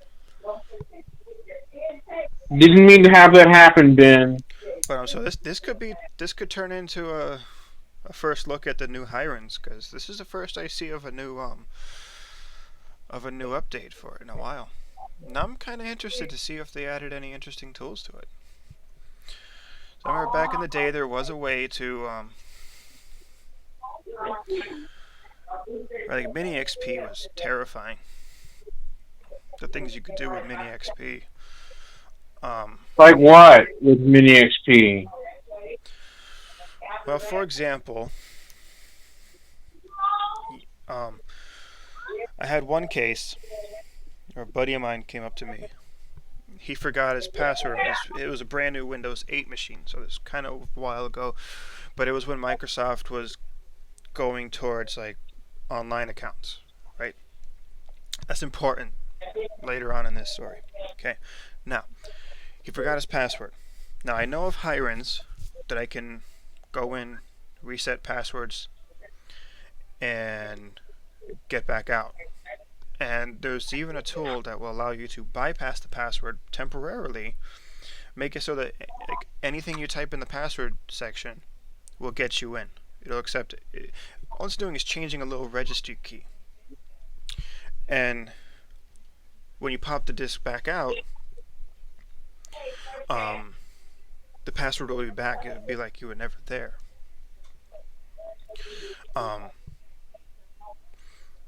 But when I loaded it up with Windows 8 for the first time, I ran into an unexpected issue, which was that there were no local accounts on the machine. So I couldn't bypass the password of the account because it has to access the internet to get the ran into it was a host of issues, and I screamed at the sky at Microsoft for that.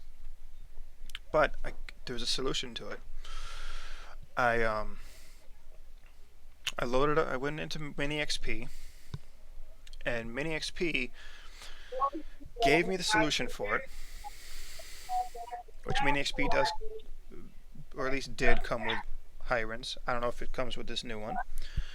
Yes, that was it. Conboot. That's what I would normally use. But then,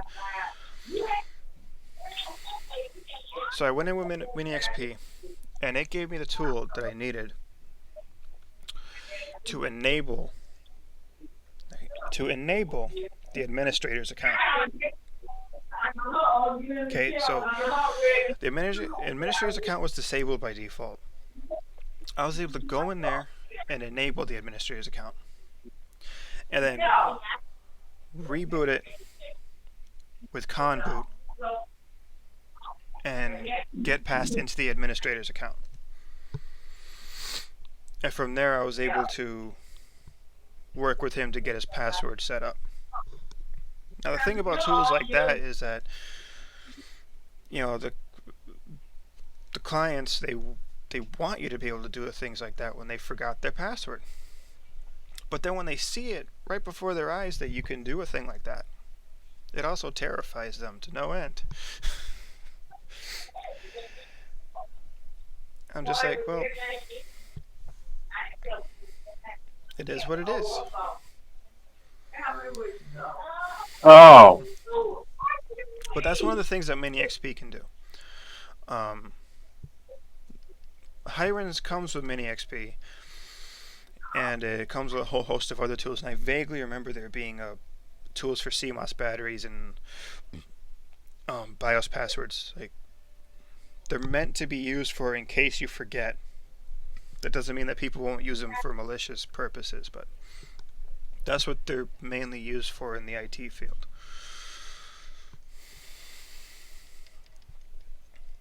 And there's a lot of recovery tools on there too. Like, you could boot into like Gparted, which I know we see an app for that in that's the main partition tool in Linux, is Gparted. There's a whole operating system. I want to say it's based on BSD. I don't think it's based on Linux, but it is based on something similar. You can go in there and rescue data if you need to. Like, it comes with a lot of useful tools. I've been known to use it in the past.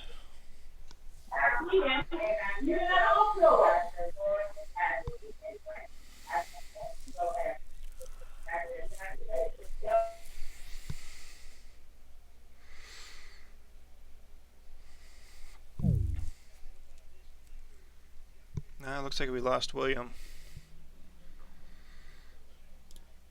I'll stay on for a bit longer. I'm curious to see this new Hirons.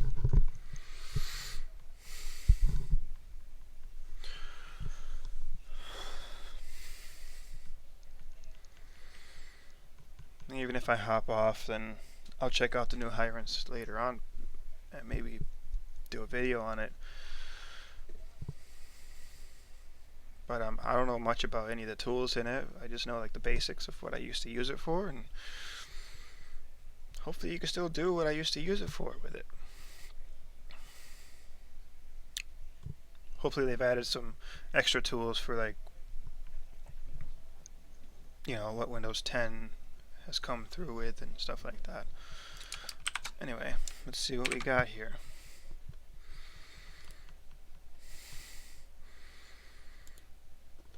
I'm going to try this again. I'm going to try this in a virtual machine.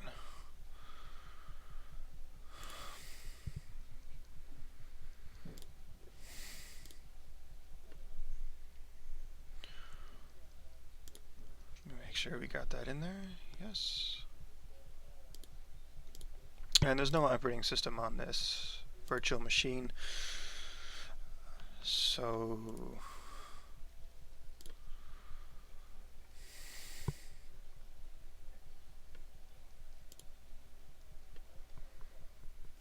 oh wow, that's different. So one drawback of i3 virtual machine does not really get along with it. I haven't really figured out how to work out the kinks. So the way I do it is I just send the menu to another desktop and keep this on here. And I just kind of reverse it back and forth.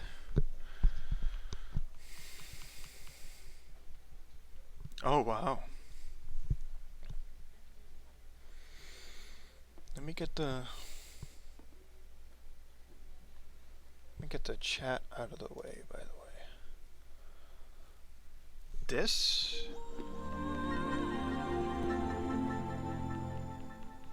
This is interesting. So this is the new Hirons, huh?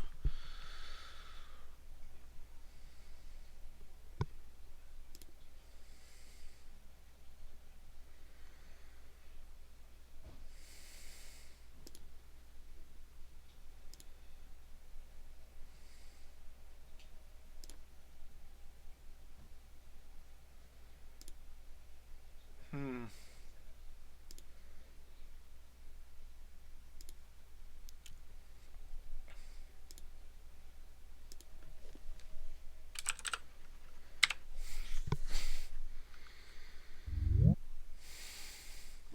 Nope. Back. Ben, Yes. sorry about that. Apparently, there's a lot of background noise, but I'm in my room and there's people talking in the living room. So the living room and my room are not far from each other, but ain't much I can do about that. Hmm. So I'm actually looking at the new Hirons, and it's a lot more different than I was expecting it to be. So it looks almost like Windows 10. Wait, it does? Wow, I remember it used to be mostly a command.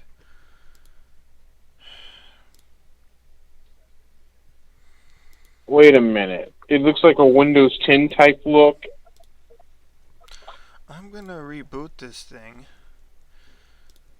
because I wonder if I missed something at the startup. Oh. Yeah, I apologize to people in chat if there's if people can hear background noise. I'm in my room and obviously it echoes where I'm at. Sorry about that, Ben. Hmm. Yeah. Are you mad at me or something? No. No, I'm not mad at anybody. I just can't really do anything about too much of the background sounds in my house. No, well, it's because you're on a phone, so that makes Yeah, sense. I'm on a phone, Yeah. so that's why it would be impossible to turn me down because I'm on a calling in through the phone number that Jitsi provides people to deal with or the app. But I'm using the phone number method since having to do the app method. It's easy, but I'd rather do a phone number call that way I can talk without having to disrupt the app. Hmm. Yeah, I'm So looking at. once again, I apologize to those in chat. Yeah, I'm actually looking at the new Hirons, and I don't know if you can see it on the screen here. Yeah, I'm on the phone call already. I can look at YouTube and talk to you. But there's going to be a lot of audio noise that I can't really manage beyond my control.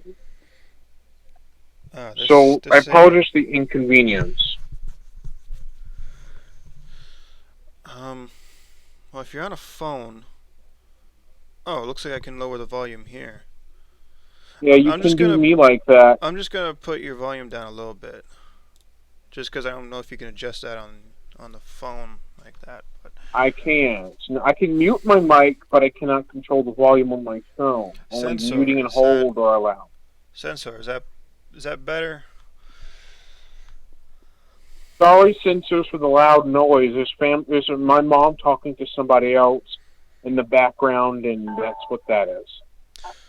So anyway, keep in mind that this is my first time looking at the new Hirons, and it's not what I remember from it. See, it used to be um, like a command line, like not really like a command line, but like a DOS or like a ncurses kind of boot menu. I'm not used to like the GUI kind of thing. You could boot into a GUI from the DOS menu, but it's not clear to me what kind of tools have been made available. It looks like it's very Windows based.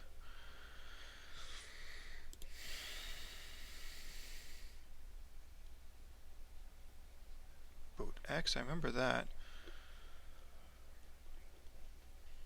I wonder if it still has some of the tools that I remember. Let's see. Security. Oh, we got passwords. Are you still there, Ben? Yes. Okay. Well, I could barely hear you though. Yeah, that's fine. I mean, I'm trying to prevent a lot of background noise. I'll put you up a little bit. Anyway, this is the app I was telling you about. I don't know if you can see it on the screen here. I think this is the one I was talking about. That you can, like if I remember it correctly, I was able to choose the drive, right? So you would pick like the C drive. There's no operating system on this particular virtual machine. But, so this isn't going to work, but basically you pick this, you change this to the C drive, and they'll find a list of the users. And one of them that pop up would be an administrator. If it's disabled, you can unlock it. And you could even change the password on somebody. And then save the changes and you reboot the machine, and it's cool. I could also see how people would be absolutely terrified of something like this. But the good news is I have to be sitting at your computer to actually do this. So it has to be like you request it. And it's really meant as like a just in case kind of thing.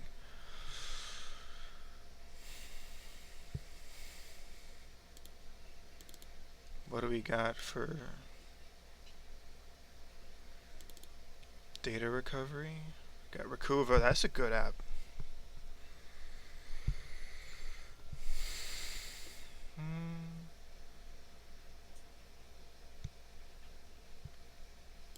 I wonder what happened to I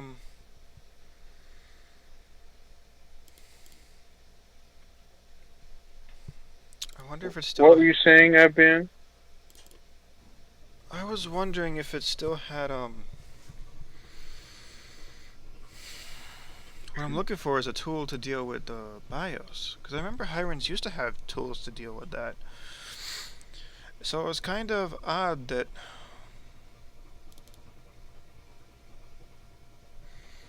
they would.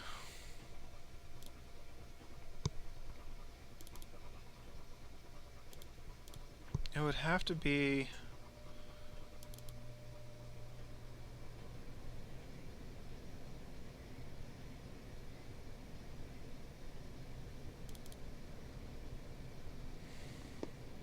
Oh, that's actually negative Windows stuff. Let's see. Other tools, maybe.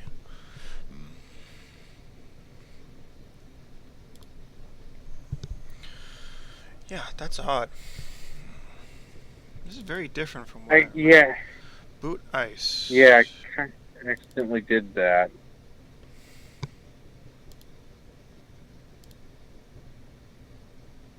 Okay, so that's only available in UEFI environments. Boot entries management.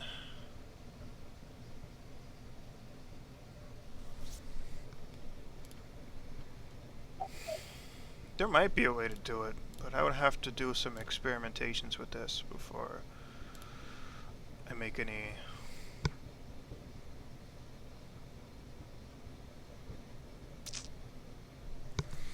Ben, are you sure my volume's lowered a little bit? Yeah. I lowered it to about half of what it was. So, I mean. Yeah, all the background noise is what that was. Okay, so Razer saying Baco Camp. I wonder if that's.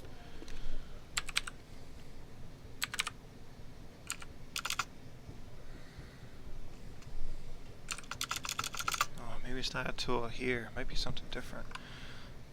Here, go to.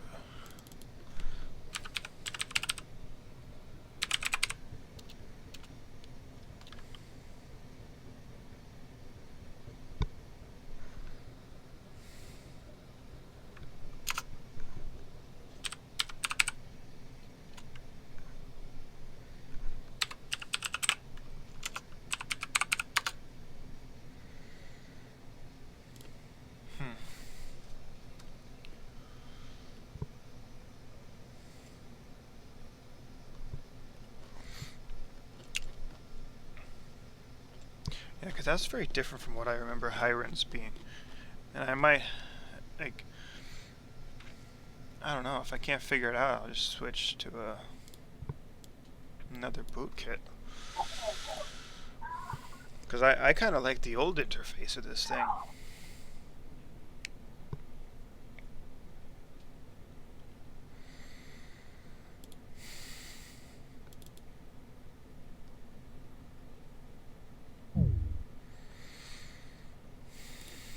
Because looks like I got some master boot record too.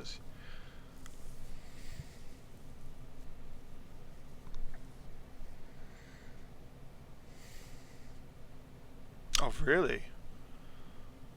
You can access a local administrator account if you boot up a Windows PC from a Windows 10 ISO and rename some files in the System 32 from repair. Yeah. Yeah, that sounds about right. I think that's what most of these things actually do.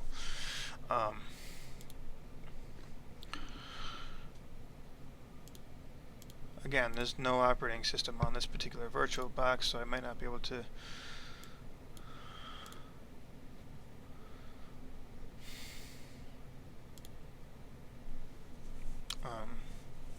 look it up, but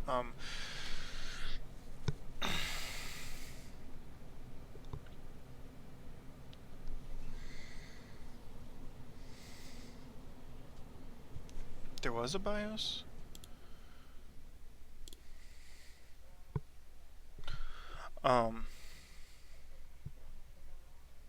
But that does remind me of a trick I learned years ago to crack into a Mac. And I didn't do it for any malicious purposes or anything. My hand was forced. I was curious to learn about an older version of Mac. So I downloaded a pre-built Mac OS Tiger VM box. It booted up just fine in the virtual machine, but it gave me a problem in the fact that it was set up for this guy, whoever built the machine. I wanted it to be my own machine, and so I looked up. But to do that, I had to get into the EFI or whatever. Hey Gnostic, how you doing? Long time no see, I know. Right now I'm looking at the new Hirons, which is a kind of a boot kit, and getting confused as heck by it because it's nothing like what I remembered. But yeah, I was telling Sensor how I learned how to actually crack into a Mac, and basically it was a lot like what you just said right there. Get into the system. Basically, there's a way to boot it up into safe mode, and don't ask me the step by step because I don't remember it. But there was a guide that I followed. It took me to the directory I needed to go. It booted me up into a command line, and it walked me through deleting one particular file. And this one particular file let the computer know that it's already been booted. It's already been set up. The initial setup was already, if that makes sense. Now, if you delete that file, the machine will reboot itself. The Mac will reboot itself, and it'll walk you through setting up your new account. It assumes it's a new machine, and it'll walk you through setting up the administrator's account. And that's how I was able to take possession of that particular VirtualBox and make it my own. But then after it was all said and done, I was like, I had to admit that, okay, Macs aren't all secure as we thought they were. There were surprising holes in there.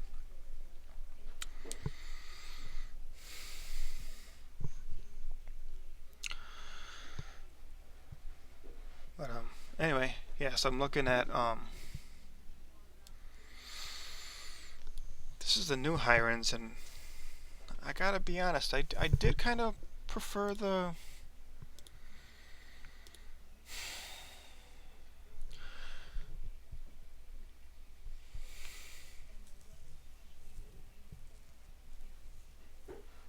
Yeah, those are the ones that I remembered, and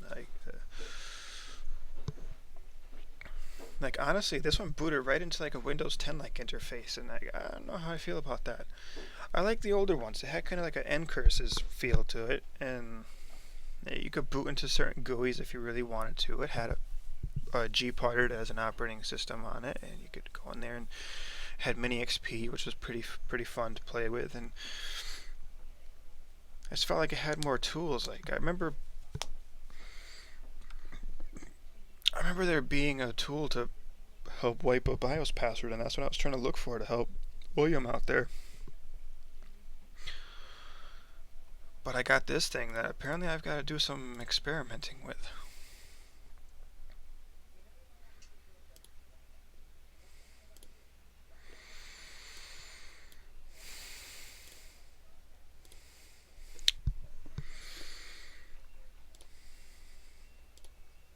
I wonder if I can get maybe just an older version of Hirons.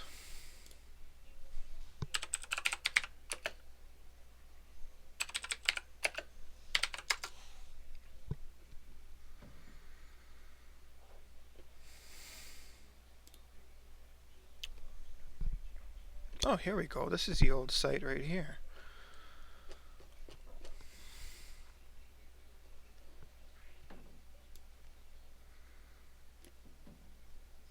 So, and I should be able to download this.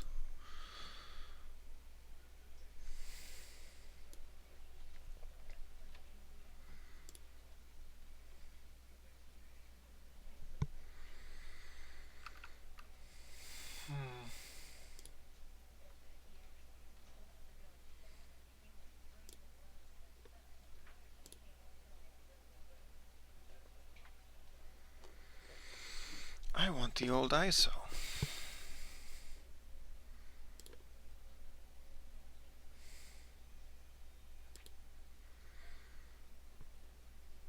I remember this is the old website.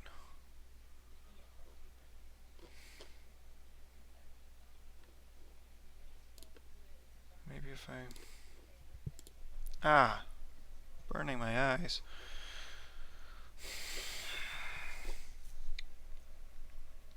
There we go. I knew it.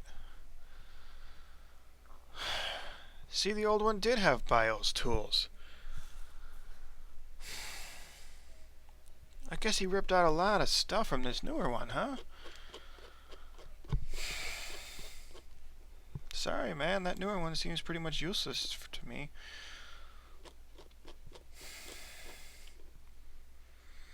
I want this older one. How can I get the older ISO?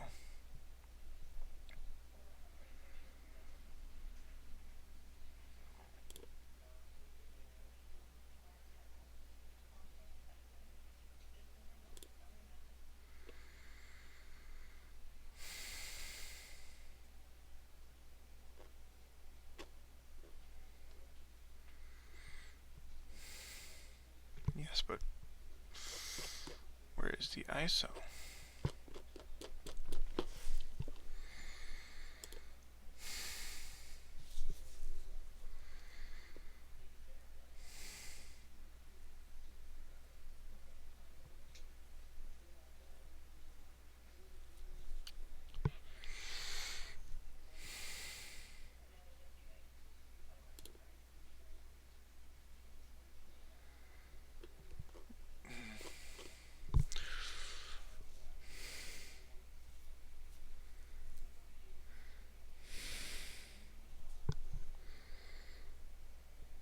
Ultimate Boot CD.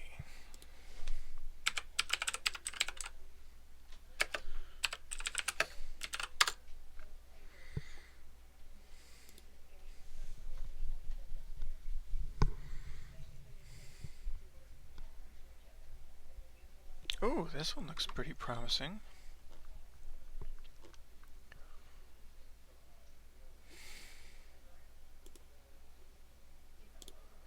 Oh, nice.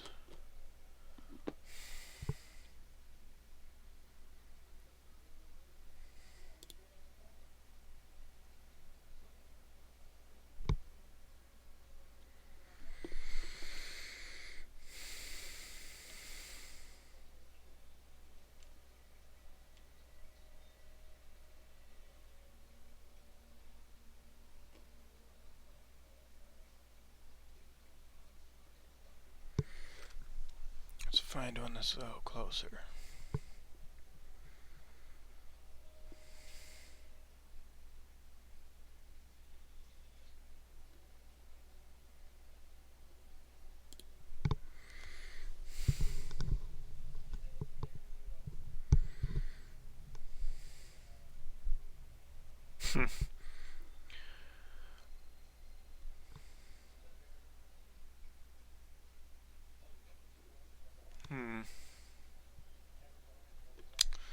I hope that's a download link. Whoops.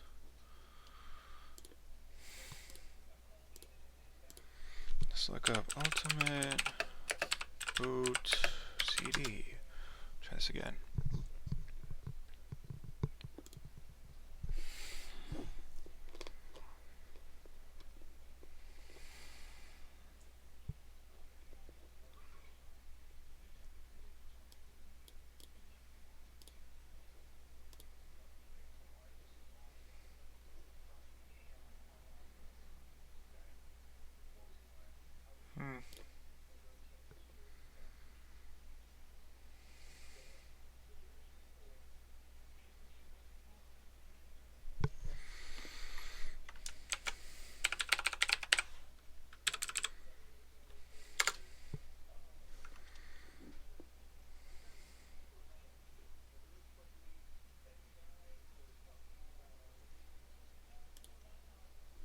By the way, this is Luke Smith's i3 block to run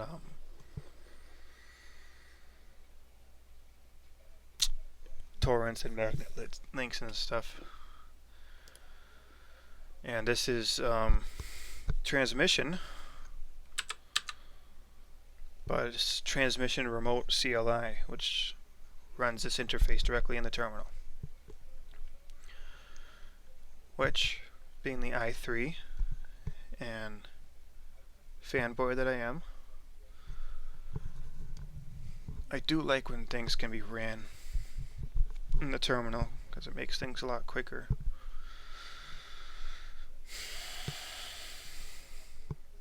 Well, here we go. We got Ultimate Boot CD downloading as we speak, and I'll just have to copy it from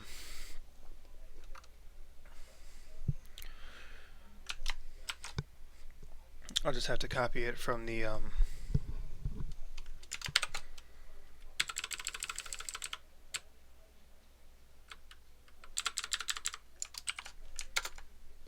once it's finished downloading, I'll just have to copy it from the folder that it went in.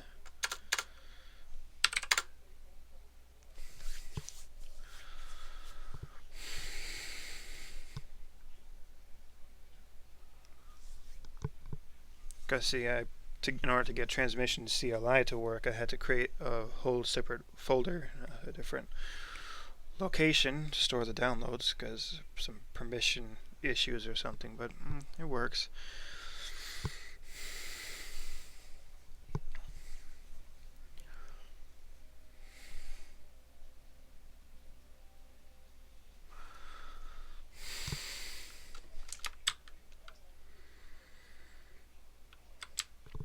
Well, but anyway, I think I'll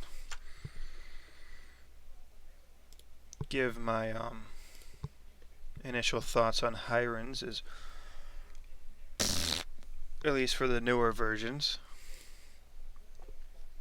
Interface not as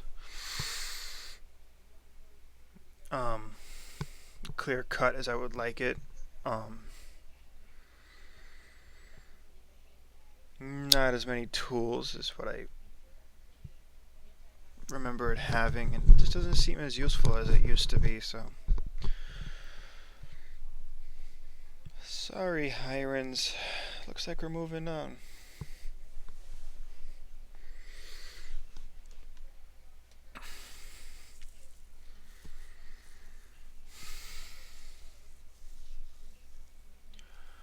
As far as the pandemic goes, Gnostic, I still have a job.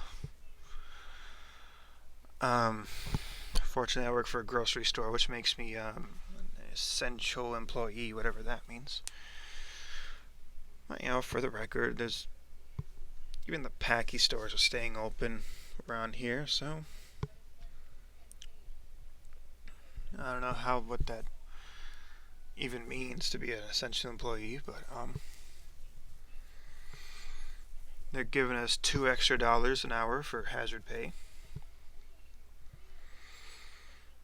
and I'm picking up quite a bit of extra hours because they authorized all the overtime the week I need. I took today off because I was scheduled to have it off, and after yesterday's snow, I have to at least dry off my sneakers, which I think those sneakers are done. So just gotta wait till I get my next paycheck, and hopefully the places that sell sneakers are open. Be able to get at least a half decent cheap pair. But anyway, okay, looks like Hirons is done downloading, so I'll get to that.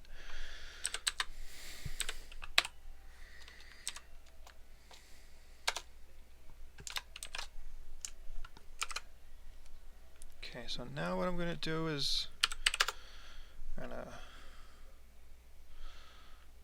copy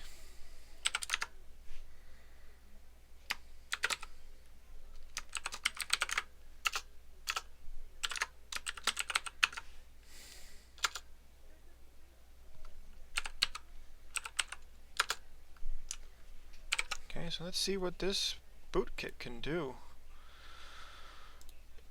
First thing we do is remove that.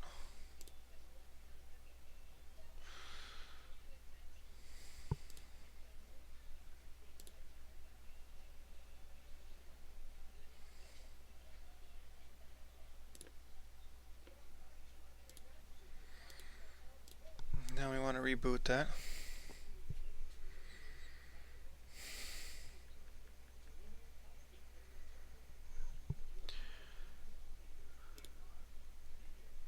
Yeah, I've actually thought of that. Like, what if like this whole thing is like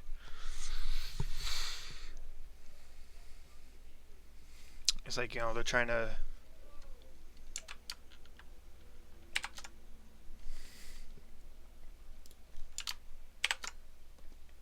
okay, so let's see what we got here. So we got some. This is interesting. This is more.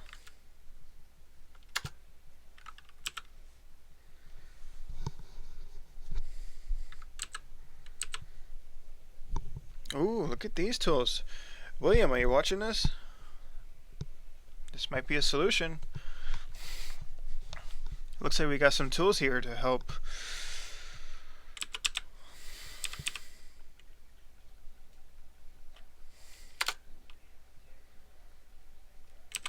Unfortunately, I don't know too much about this stuff.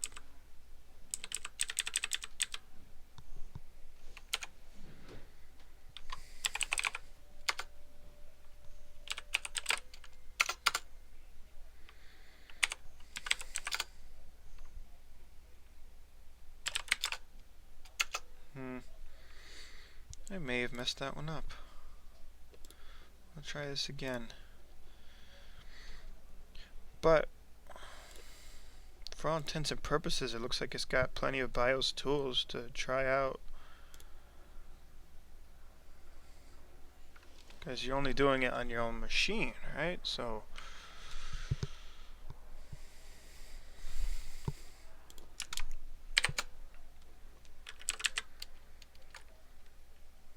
yeah, these are some of the tools I remembered from the old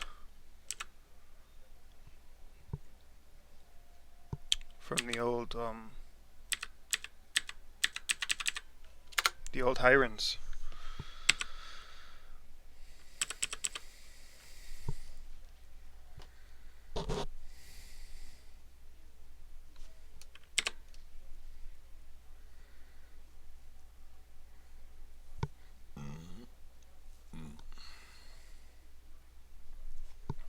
So it looks like one of these ones would be what you would want to use, William, if if you're still watching. If you can get this booted up, some tools here you might want to give a shot. Just because you, on the same token, you don't want to have a BIOS password that you cannot remember, because you might need to get in there.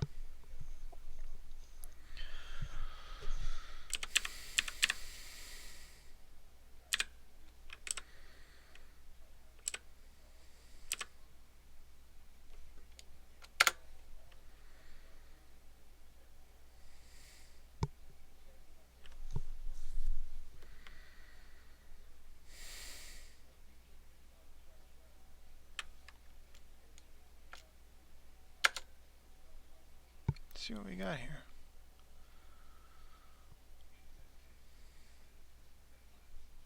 Interesting.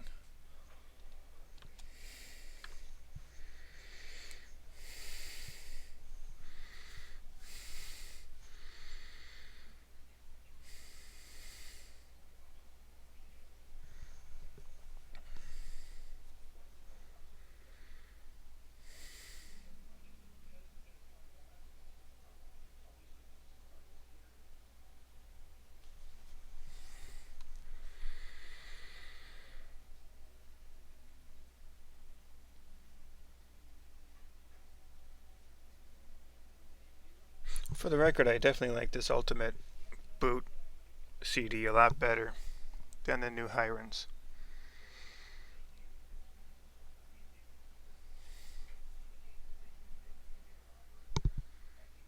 Oh.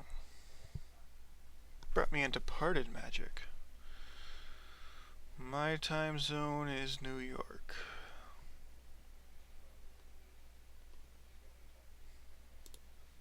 Eastern. Yeah, that time's right. Okay.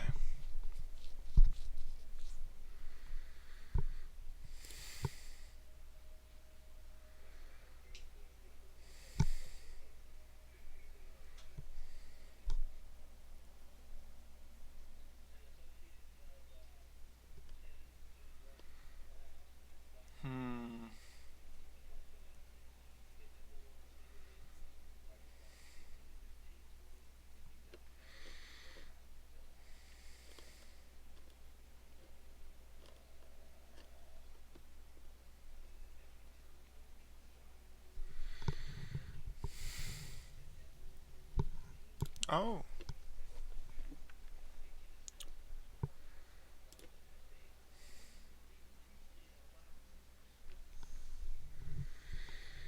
Well, it's giving me these messages. Seems mostly because I'm running this in a virtual box. So obviously, there's no BIOS or CMOS battery here, so it's just a virtual box. But it seems like this is what you're probably looking for, William, if you want to get rid of that. Matter of fact, let me.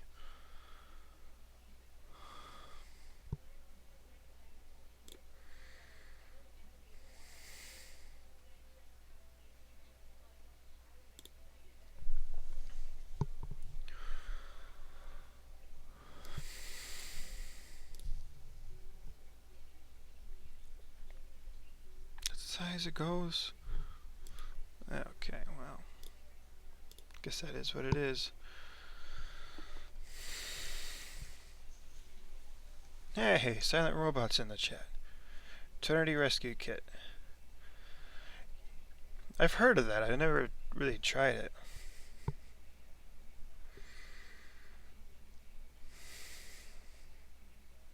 Yeah, that sucks. How Hiron's, like, whatever it is that made it change it into what the abomination I just looked at was. Whoever pressured them should feel great shame. Because, like, these are the tools that you could actually use to save things. Like,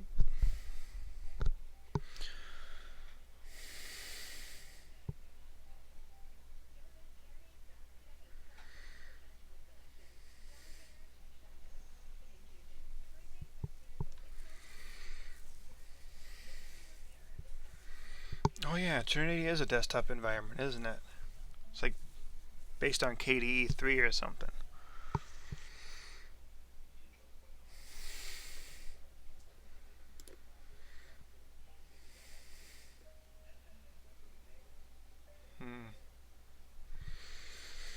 That kind of sucks. I finally found a tool that could help William, and it doesn't seem like he's in here anymore, but hopefully he watches the replay and sees this. Maybe, like, at the end of the day, these are the kinds of things you just gotta experiment with.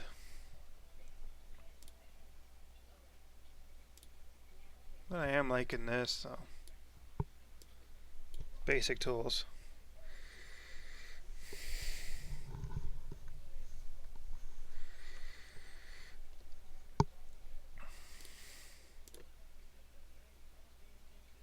Even got a virus scanner here.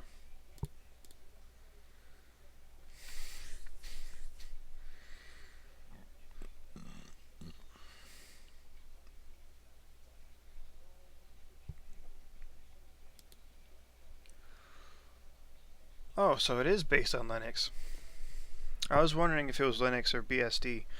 Yeah, so Parted Magic is based on it's based on Linux. This is the one I was thinking of.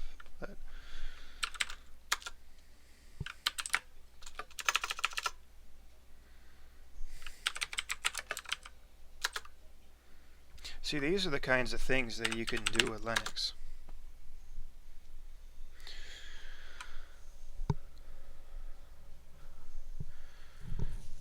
So you can't do this as easily with like Windows products. It looks like Hirons did it, but it looks like they did it with help.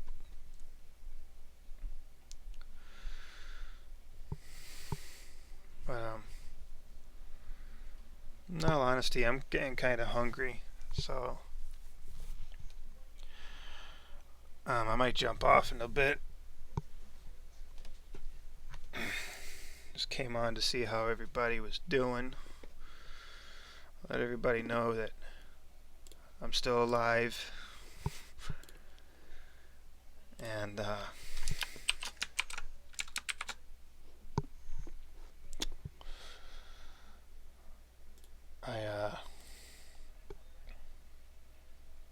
just kind of got caught up in the weeds with that whole thing with William about, I guess he has a BIOS password that he set and then he forgot. So that's what got me on the hunt to find Hirons, because I remember there were tools in Hirons that could help with that. And that's how I learned that Hirons had an update that I learned I didn't like it so much, and I liked the older one better. And then Gnostic suggested the Ultimate Boot CD, which is gonna be my default boot kit from now on, probably. Just because it has a lot of the tools that I recognize from Hirons. The interface isn't identical, but it's similar enough that I can get used to that.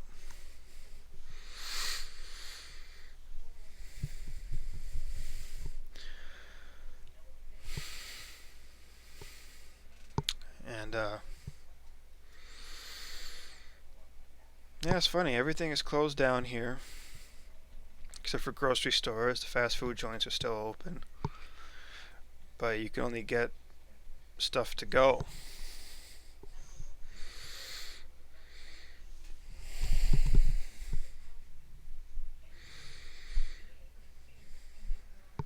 So there's that. But I mean, I bought a little bit of food to get me through until I get till I get paid next, and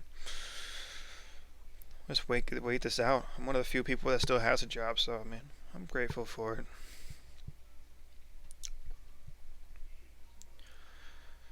Gotta deal with, people acting crazy, but could be worse. Could always be worse.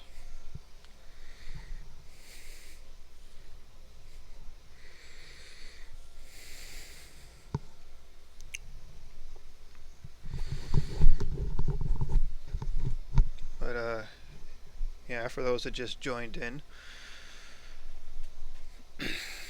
I am still running the same Arch install that I installed last January. Have not had to reinstall since then. And I'm running this until it breaks on me. And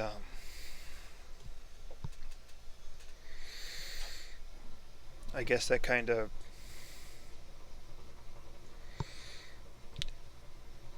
puts a damper on the people who, try to think that Arch is pretty unstable and stuff. Like, maybe there was a time when it was, but I've been running this for over a year. A few bugs here and there, but it hasn't broken to the point where I had to reinstall. The only major issue, there was a major issue I ran into with, there was a new kernel that wasn't, or the new NVIDIA drivers weren't installing correctly to a new kernel that came in. And so I had a bit of an issue there. But what I did was I disabled the testing repositories. And I went back to the older kernel. And that fixed it. And by the time the newer kernel came into the main repositories, the issue was fixed. And so I guess I'm not on the bleeding edge like I used to be, because I disabled the testing repositories, but it just goes to show that, like, if I didn't have the testing repos enabled, I would not have run into, like, most of the bugs that I've run into. So what that means is, like, most of the people who run Arch wouldn't even see the bugs to get them worked out before it hits the main repos. And I haven't run into major breaks that would require a complete reinstall. So, and it's been a year and 3 months, so I'm impressed. I think Arch has come a long way, and it's not as unstable as people. It's not to say that it's as stable as something like Debian or something, but I don't think it deserves the rap that it gets. At least not anymore.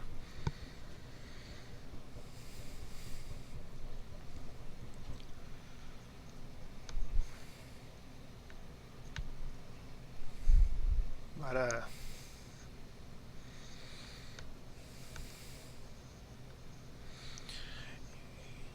yeah, Gnostic. I think the mainstream media is blowing it way out of proportion. I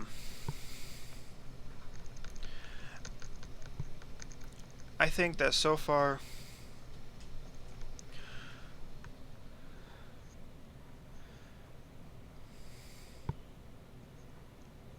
oh, has he now? Yeah, and his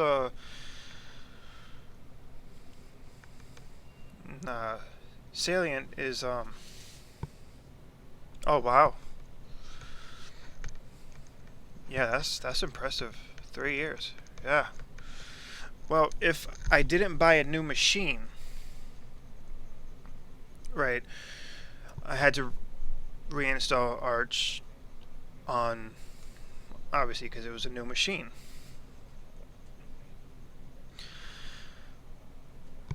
But that's the only reason why it's been a year and 3 months, is because it was a new machine. But if I was still running Arch on the older machine, that would have been probably 2 or 3 years, just because I was running it.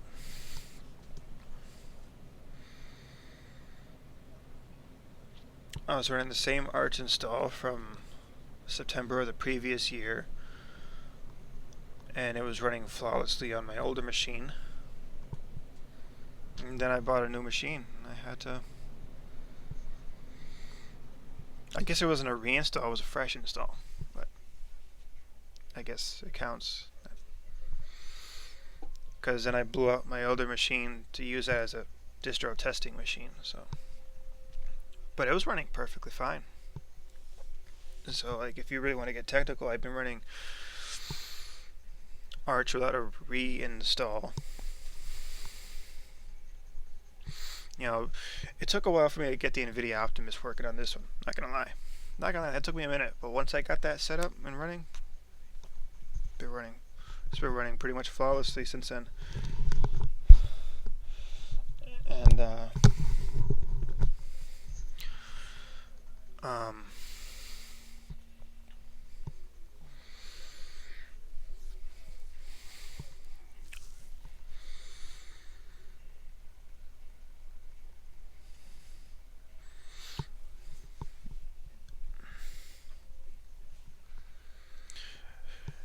yeah, but like, I mean, I guess going back to what Gnostic was saying about the,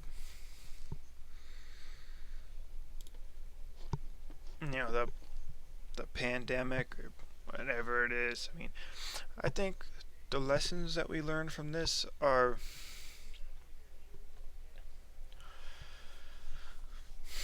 there are things we could learn from this. Is that number one,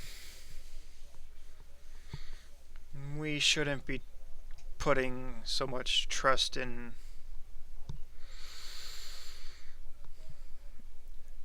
a regime like the Chinese Communist Party. Like, if this revealed anything, is that they don't have the best of intentions for us, and I think we've got to come to grips with that. And I think we need to learn how to be a more self-sufficient nation. We have to manufacture things here, or at least essential things like medical supplies that the Chinese threaten to withhold from us. You know, that's the main thing, is they threaten to withhold essential medical stuff. They were threatening American lives. That's a problem. That to me means that we're dealing with a at least somewhat hostile power towards us. And I'm not putting this on the Chinese people. Okay, the Chinese people live under an evil regime. But I do also think that we need to come to grips, and we need to learn how to become a more independent nation. Those are my thoughts without trying to get too political into it. Whether or not it was made in the biolab, or whether it came out of the wet markets or whatever, doesn't make a difference to me. The main focus I get on this is China tried to cover it up for the first 3 weeks of this thing and let it out to the rest of the world, and now the whole world is paying for it. And I think either way, you can at least put the responsibility on the Chinese government for this, that they could have helped. They could have prevented this before it even became an issue. They chose not to. And so I think the lesson that we need to learn from this is stop relying so much on China. Hey, I mean, those are just my thoughts, and I know that, like, some people, you know, they want, like, the people I was talking to on Facebook about this stuff, saying, like, we need to bring manufacturing back to the States. We can't rely on a country that does this. And the responses to me were just, look how expensive the new iPhone was. It's $1,000. Imagine how expensive it would be if we manufactured here in the States. I'm like, and my response is basically like, okay, you know why this stuff is so cheap coming from China? First of all, it's because it's borderline slave labor. If not, it is. Some of them are getting paid rice, and the suicide nets are a real thing. If you bring manufacturing back to the States, yes, you will have to pay your workers a livable wage, which I know that's a tough thing for most of these big corporations to do,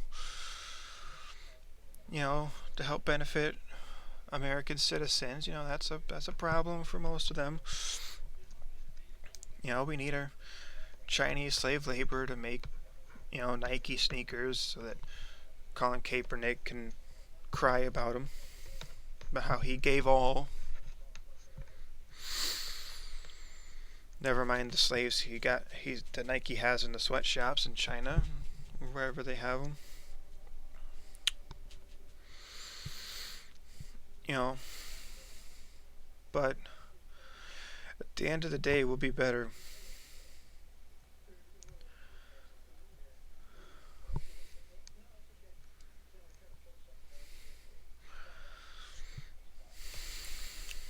At the end of the day, if we bring most of the manufacturing back to the States, we'd be better off for it. Because, yeah, things might be a little more expensive, but the jobs would be here and people would be getting paid more and would be able to afford it. And the next time something like this happens, the only reason this hit us as hard as it does is because we rely on so much manufacturing coming from China. We rely on so many imports. But I'm no expert on the issue, and I'm sure there are factors in this that I'm missing, but I'm not a top economist or an investor or anything like that, but that's just my thoughts on the issue. Governor Cuomo wants to go all out lockstep jackboot. Well, Gnostic, he is kind of my southern border, but he's also my western neighbor too. As you forget, like upstate New York is to the west of Massachusetts too. But yeah, I think you're thinking New York City, which is kind of southwest. If you go through Connecticut, you got the whole state up there too.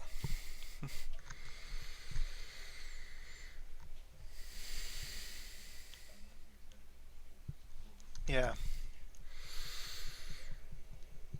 Yeah, that's the thing. I mean, China's got to shut down those wet markets. Seriously. Why should we have to deal with a pandemic like every 5 years because they refuse to shut down the most disgusting market on the face of the earth with like no sanitation practices? Like I don't put it past the Chinese government to create a virus and release it upon the world, especially because our current president has been really tough on China. I wouldn't put it past an evil regime like them to do something like that. That being said, look at the conditions in the wet markets. It's not inconceivable to think that these things could be coming from there too. I mean, but either way, the blame is on China. Either for a lack of sanitation, either because of a lack of sanitation or because they developed it themselves. It's either way. The fact that they covered it up for the first 3 weeks of this thing tells me everything I need to know about it.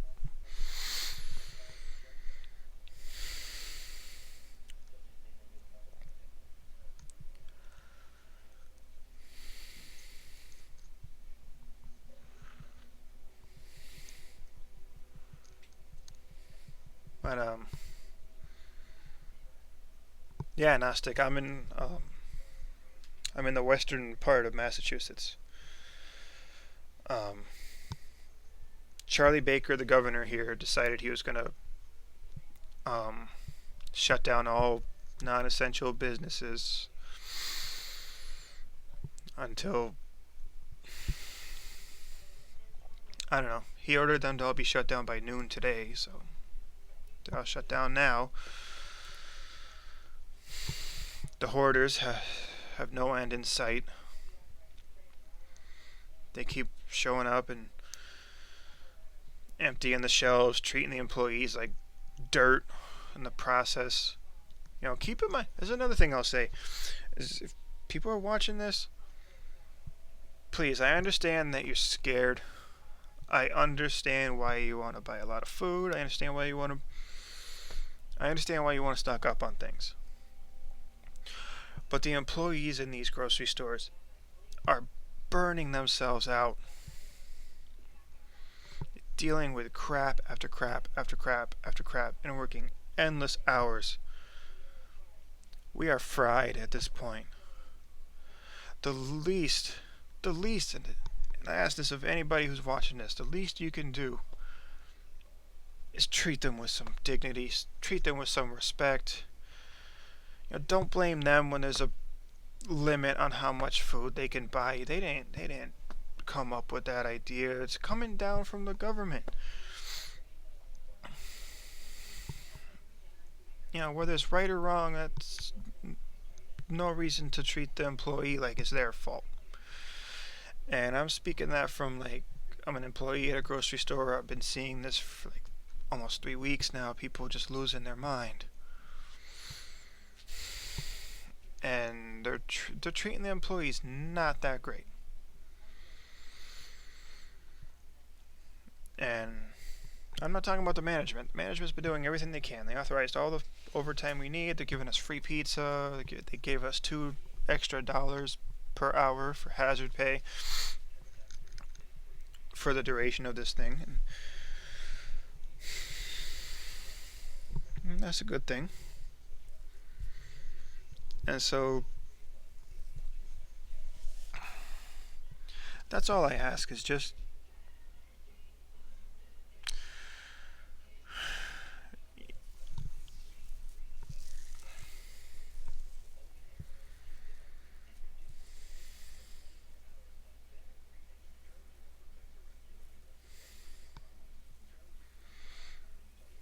yeah, that is kind of interesting.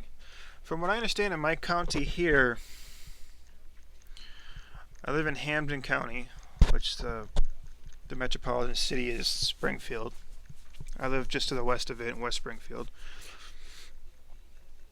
The count of confirmed cases is 12, and there's only been one death so far.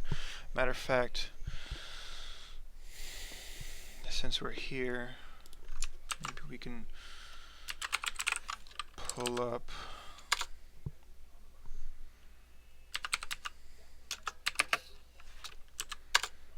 and see what the actual stats are.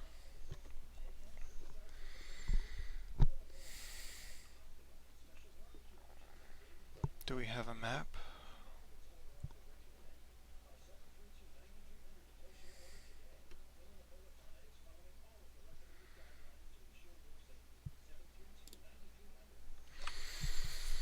See if we can go up to Massachusetts here.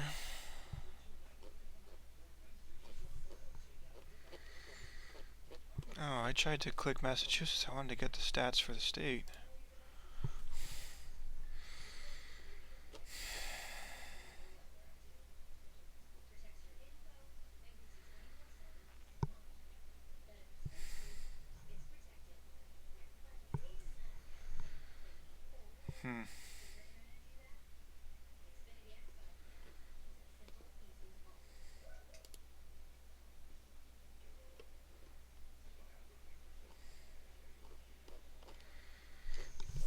I mean, it gives me good hope that most of the people who are getting this thing are, making full recoveries. Try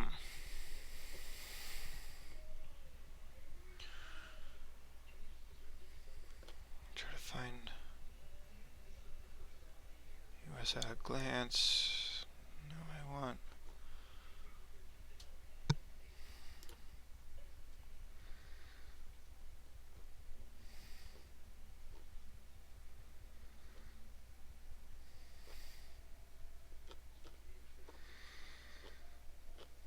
Let's go for the United.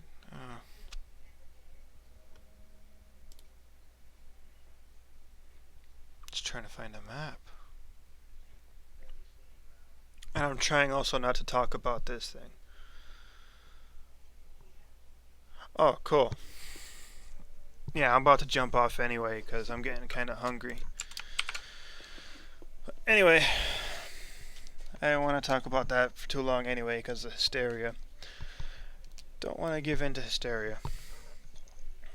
Anyway, hope you guys are staying safe. Hope you guys are staying at least somewhat entertained in this craziness. And I'll jump in maybe after I have a little bit of a snack here. So that's it. So have a great day, stay healthy, and I'll see you guys the next time. Bye bye.